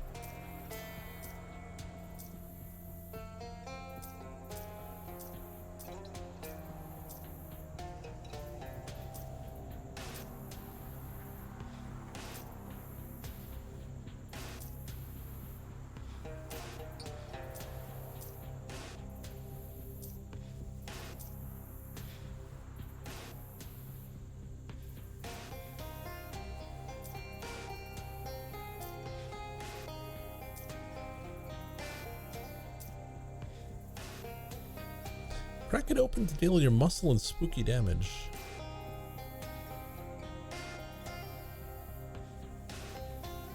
When are you doing new sub badges? Man, I don't know.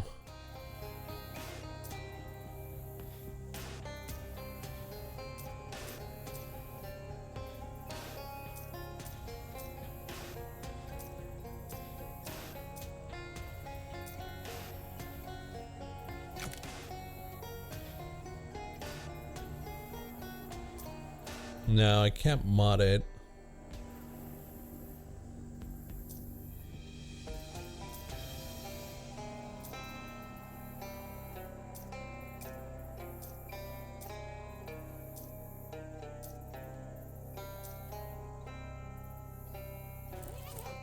Oh.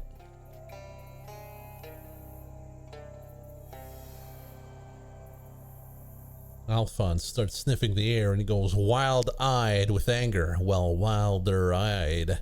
Hey, back! What? Who back? I mean, who's? Abner, worst Gatorman, hated enemy. Wow, what did he do? Not hot, not fight, go hide. Coward! What did he do to you, though? The very act of summoning the words causes Alphonse to vibrate with rage. Stole sunglasses. Oh my god. Cool shades, mine, took, kill. Go kill him.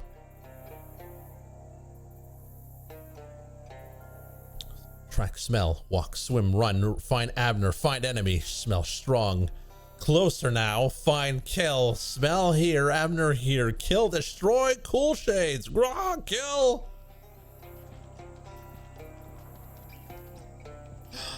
He's so cool. Alphonse, uh-oh. There, Abner, ass skater, kill.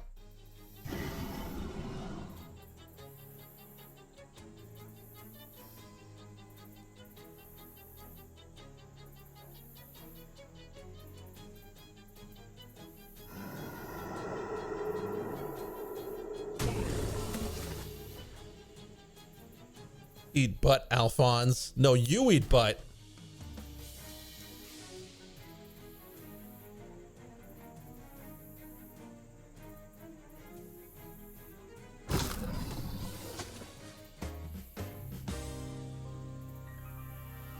You win. Kill enemy. Take shades. Revenge sweet. Return human.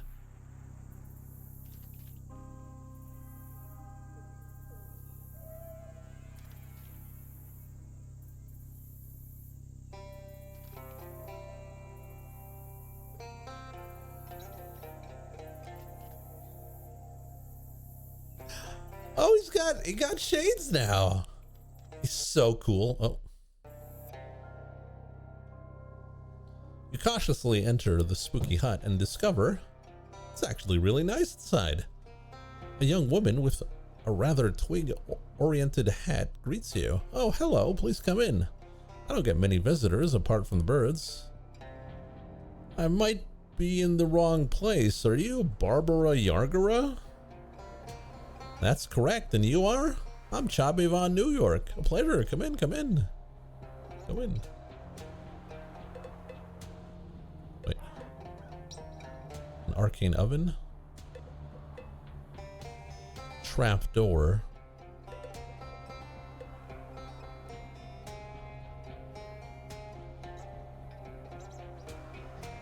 This is a really nice house, to be honest. I was expecting everything to be a lot more, you know, witchy. Oh, you've heard the old stories. Those were about my granny. She was really into croning. Croning? Being a crone, you know. All the really old traditional magic stuff. She lived to be nearly 200 years old. When she passed, she gave me this house and all her birds and so on. Is that why you're here, chasing the old legends of Barbara Yargara? Well, not exactly. I met a kid who's into the old stories, but he was afraid you might be a child-eating kind of witch, so he sent me instead. Haha, that's adorable. I don't think I've ever eaten a child, but there's no telling what was in Granny's stews. I'm not sure if that was meant as a joke or sure. Anyways, I'm supposed to take back a feather.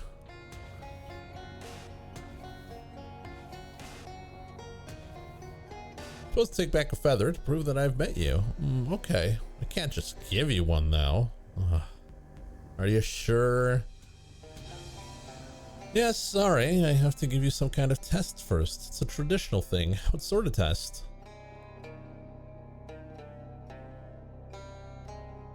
Well, it's a lot of work keeping this room clean with all the birds and all, and I'm getting behind on my other chores. Ugh, chores. Or you could fight me. Fight you.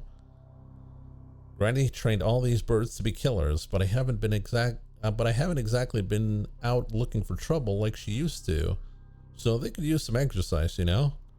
All right, are we doing chores or are we fighting the birds?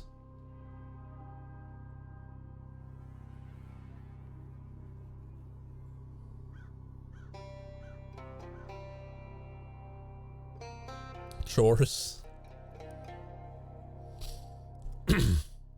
I need you to muck out the bird bath out front. Pick the right cattails out of my cattail patch for me. That's only 2 things. Isn't there a third thing? Of course, but I'll tell you after you finish the first 2. Okay, we'll go do the chores. You can tell the ripe cattails by how they look a little different, and I'm sure you saw the bird bath when you came in.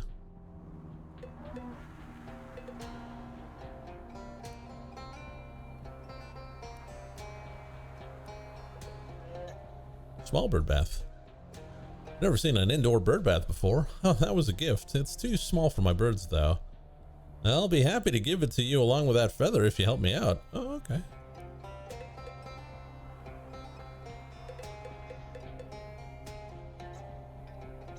This is a chess set with nothing but rooks on one side and nothing but doves on the other. We can make a dough baby. Give it a name. What do we call the dough baby?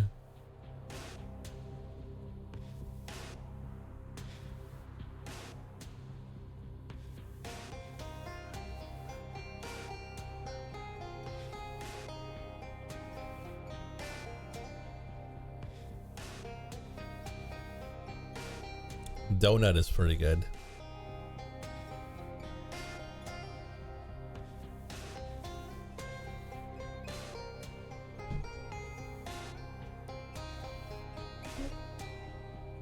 made a friend. It's a new familiar. Heals its owner. Oh.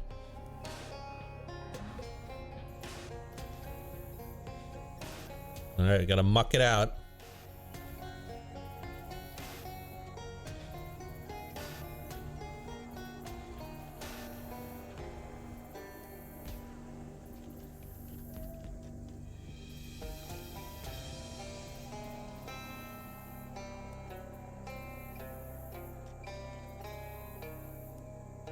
What the hell is that? It's probably a monster.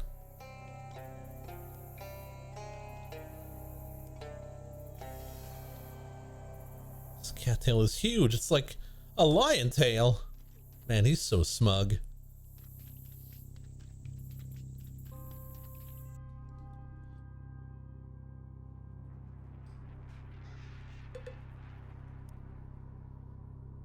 I finished. Here's your cattails. Great, thanks. So what's that mysterious third task? Go down to the basement and fetch a sack of birdseed for me. Basement? How do you have a basement in a swamp? It's weird, I know. I think Granny's magic keeps it from collapsing. It also makes it scary down there. You have a flashlight, right? Yeah, I have a flashlight.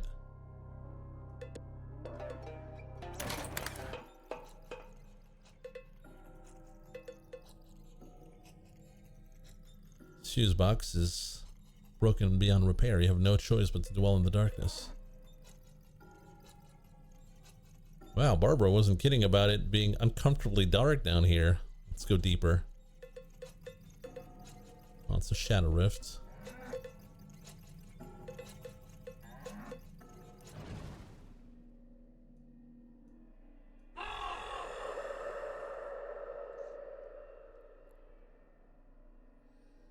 The bird speaks in an eerily articulate human voice.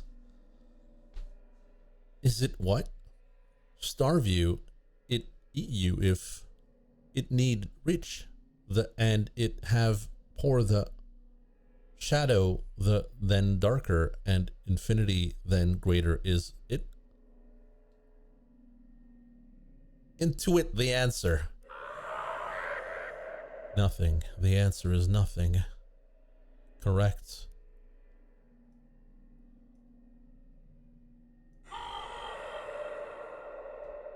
It is what?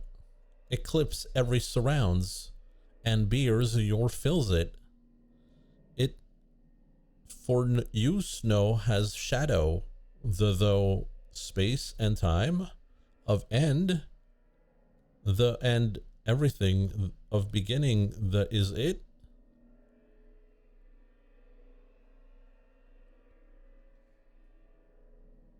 To it the answer.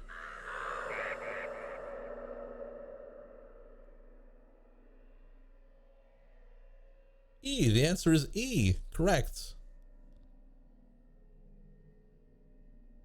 Hooray.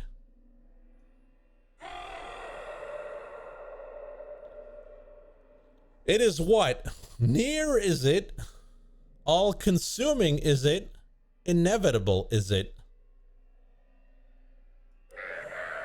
The shadow.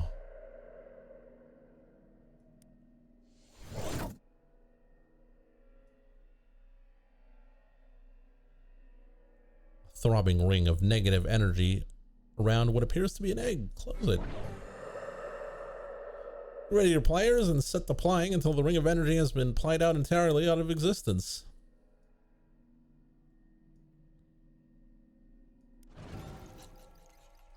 God, I suck at riddles. Riddles at suck God. How long is this basement? You're pretty sure you should have reached the back wall by now. Go deeper. Makes sense why she keeps this thing in the basement. Turn back. The scariest thing about this is the kerning. You don't want to know what the pool is made of. Jeez, that's a lot of rats. Are they whispering, get out? You hear that, right? That's not just me. Oh God, the wall is bleeding here. The ground has started to shake, and bits of dirt are falling from the ceiling. The rumbling noise almost sounds like someone growling, "Your soul is mine!" This seems like bad news. These must be the original Barbara Yargara magic books. Unfortunately, it's as dark as the inside of a dog down here. The ground is shaking more violently, furiously even. The walls howl, "Die, fool!" at you as rocks falling from the ceiling threaten to bury you alive. I'm scared.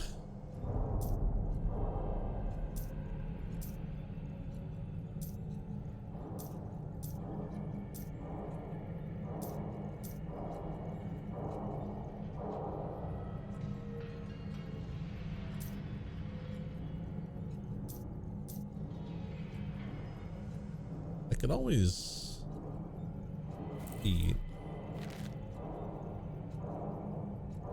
What's my effects right now? Yeah, we waxed, so if we check our potions.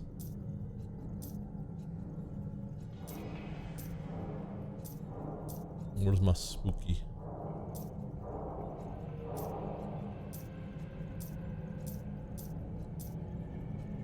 Ghost juiced.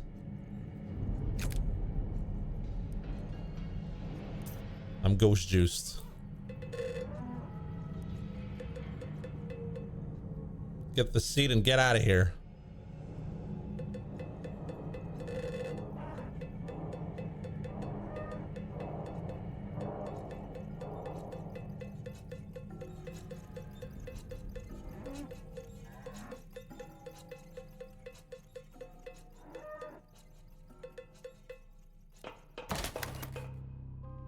That was spooky.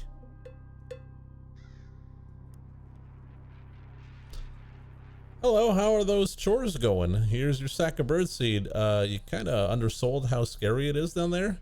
Sorry about that. Maybe I can learn a charm to keep the mice away. And the voices and the bleeding walls? Doesn't sound familiar. Maybe your flashlight was acting up. Anyways, thanks. Here's the feather I promised. Thanks.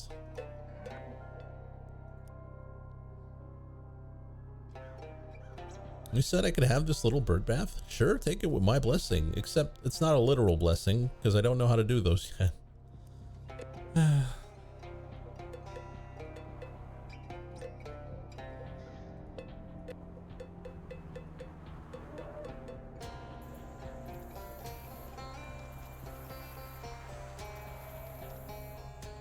Time to fly.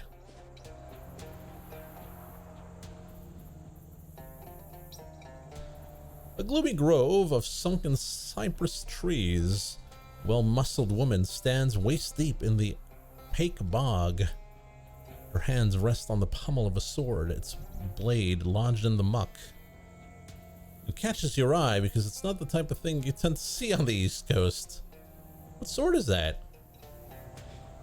This is the blade of your great aunt. Many moons ago, it was entrusted to my family for safekeeping. Now it is yours to reclaim for a cost.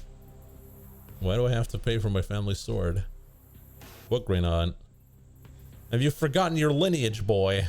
Time was, every tavern and meeting house kept a place by the fire for Hilda von New York. Why do I have to pay for my family's sword? The security guaranteed by my family is unique and comes with a great price. Your great aunt knew this. It is why she placed the blade in our care. Okay, what's the cost? In time, I shall ask of you a boon, and you shall be obliged to grant it. Sure, I can do a boon. Give me the sword.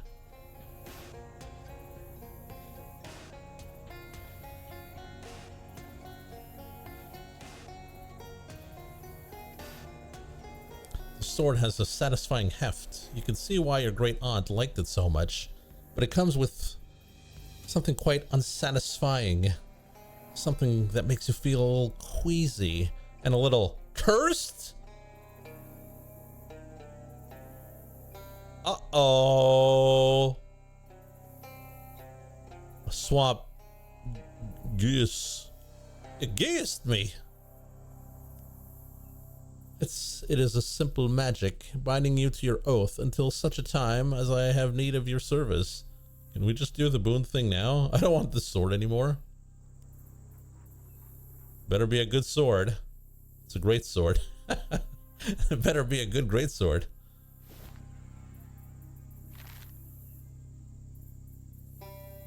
Our mysticality's down. Yes.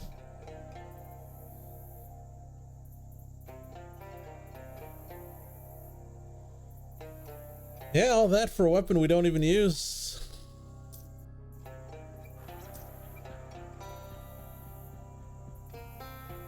You may or may not have a great sword. And you may or may not have a great aunt, but nobody can deny you that you have a great sword.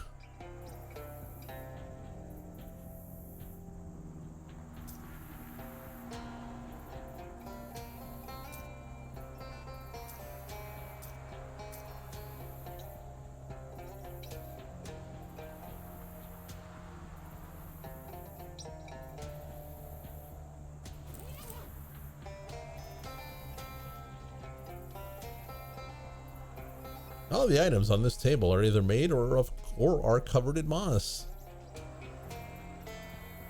Well, if it isn't the moss man that kid was talking about, we've got a real unusual coincidence here. Doesn't look fearsome, but if you're looking for a fight, it might be best to take advantage of surprise. Talk to him. Excuse me, are you a moss man? Yep, that's me, Clyde Mossman. Pleased to meet you. Hi, I'm Chabe von New York. Welcome to my humble abode. Yeah, I ain't get many visitors, well, except some weird kid I sometimes see peeking around the trees. Are you actually Moss Man?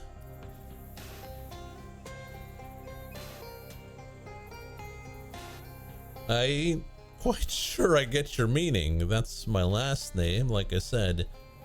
Yeah, but are you a human person or some kind of moss swamp creature? I get that this is a strange and possibly rude question. Well, weren't always this way, but I've been living in this swamp a long time. Just kind of dug in and got comfortable. The moss just sort of grows out of me natural like now, instead of hair. I guess it happened so gradual, I got so accustomed to it. It didn't occur to me to question it. Oops, sorry. I didn't mean to give you some kind of philosophical crisis. No apology necessary, friend, but it's something I'm gonna be chewing on for a while. Can I have some of your moss? Excuse me, you drop an existential bombshell on me and now you're asking for a part of my body? I'm really not in top social form today, I guess. I do need some of that moss, though. Well, I'll tell you what. Help me solve this puzzle of whether I'm a man or a monster, and I'll give you some moss. I say you're a monster, fight! Well, the way I see it, damn it! Well, I gotta fight him.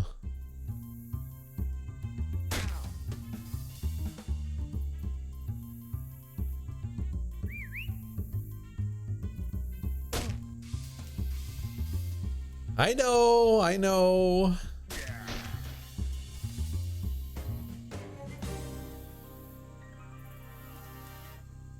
You won. You knocked the mossy monster to the ground and take its mustache as a trophy. Defeated, it crawls away into the swamp.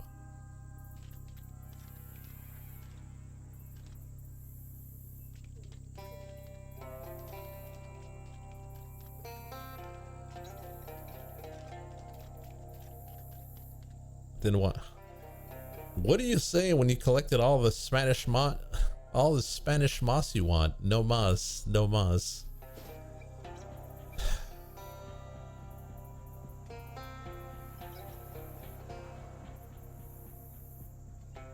Crash site.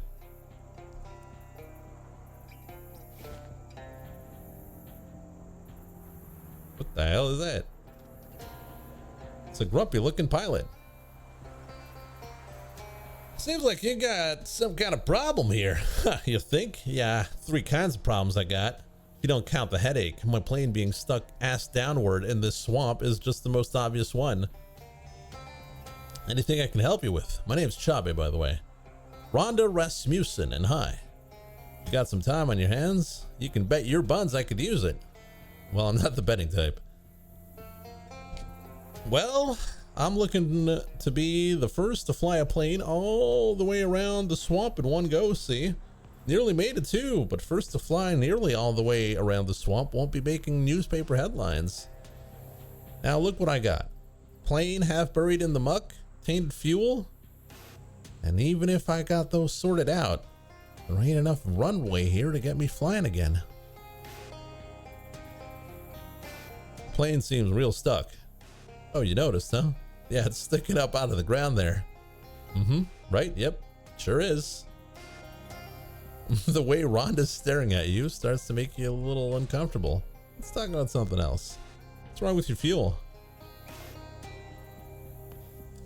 When I landed, the fuel tank got full of swamp water, which I don't know how well versed you are in the chemistry of aircraft fuel, but not good for it, not good for it. So I siphoned the tank dry, figured it wouldn't be that big of a deal since I got a can of backup fuel. Oh, let me guess. That's full of water too? Ain't nothing so bad that it can't get a little bit worse. I hear ya. Could that be fixed somehow? Well, technically, yeah. It just needs to have the water distilled out of it. I don't have anything like that kind of equipment. Maybe I can dig something up. That'd be great. Any basic distillation setup would do the trick. It ain't rocket science, just airplane science. That's a much slower kind of science. Here's a can. What's involved in building a runway? With enough tar and macadam, I could slap down a quick and dirty runway. Dirtier than quick for certain, but it'll be good enough to get me out of here. And I got plenty of tar, but where'd you get that barrel of tar anyways? You know, that's a funny story. But anyway, I need a load of macadam to go with it. What's macadam? It's like gravel for fuss budgets. For my purposes, I need a load of rocks exactly 3 centimeters across. That's not very many rocks. Each individual rock is 3 centimeters across, not the whole load together. Oh, I could look for some rocks. Well, that would be great. Come to think of it, I believe I passed an old quarry on my way down. Didn't get a close look because I was kind of distracted, but I can mark it on your map. Can't go myself. I need to stay here and guard the tar.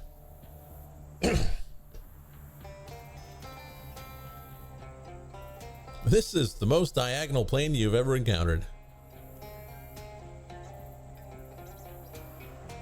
You consider all the possible ways in which you might extract this plane from the current state of diagonality. Diagonality.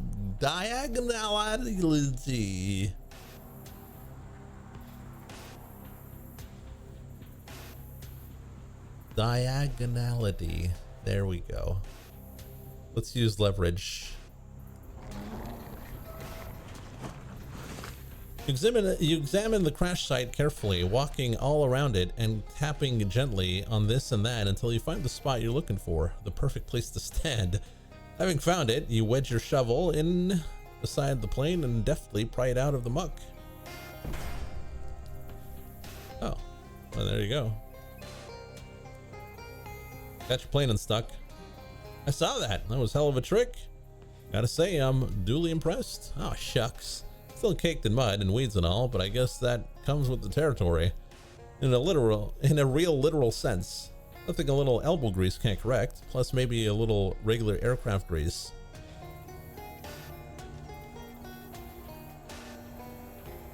This plane is now parallel with the plane of the ground.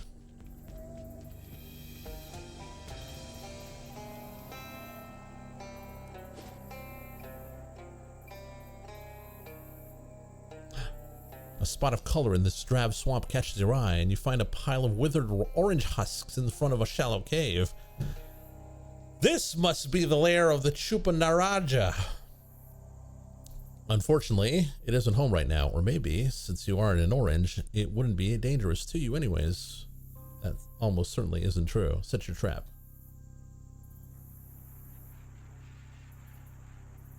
You set your trap and hide behind a nearby bush to wait for your prey. After a while, you start to get very bored, and remember that people who hunt with traps don't typically sit and wait for the prey to show up. Instead, they leave and come back later. That's kind of the whole point of animal traps. Oh.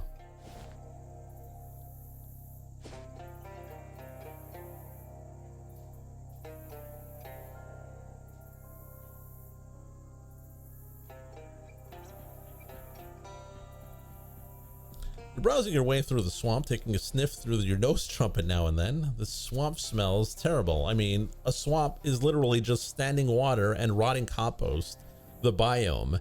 So it's not like that's news or anything, but you wouldn't be surprised if the swamp was at least nominated for world's worst smelling swamp. Sniff. Oh God in heaven, what is that? Something smells like a rotten egg mated with a tire fire. And the egg the tire fire laid also went rotten. Squinting through the tears, you see a patch of brown air hovering nearby. That must be the smell-o-wisp. Now we'll follow it. You follow at a safe breathing distance as the smell-o-wisp bombs and weaves through the fetid marsh. Eventually, it will come to rest on a rotting tree stump. You sneak up quietly behind it. Just as you're about to grab a sample, 3 gatormen casually stand up from where you're crouched in knee-deep water around you.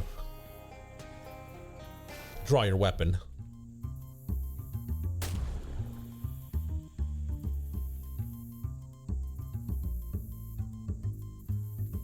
Oh my God, you can't deal more than 1 physical damage?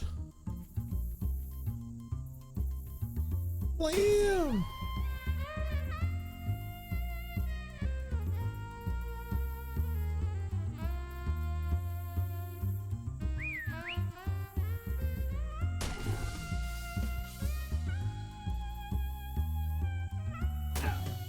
What's the damage type?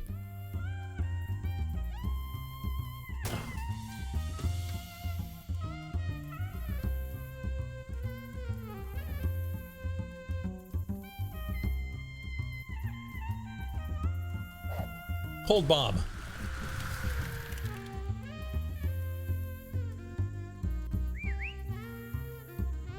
You were saying, Deb?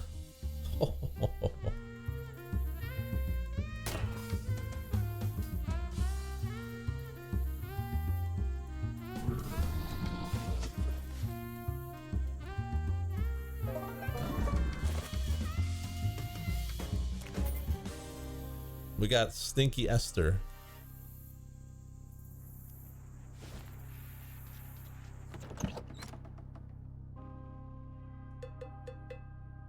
Distill the wet fuel. Light the fire and run the still for long enough to fix the fuel, but not long enough to cause your own death from smoke and inhalation. All right.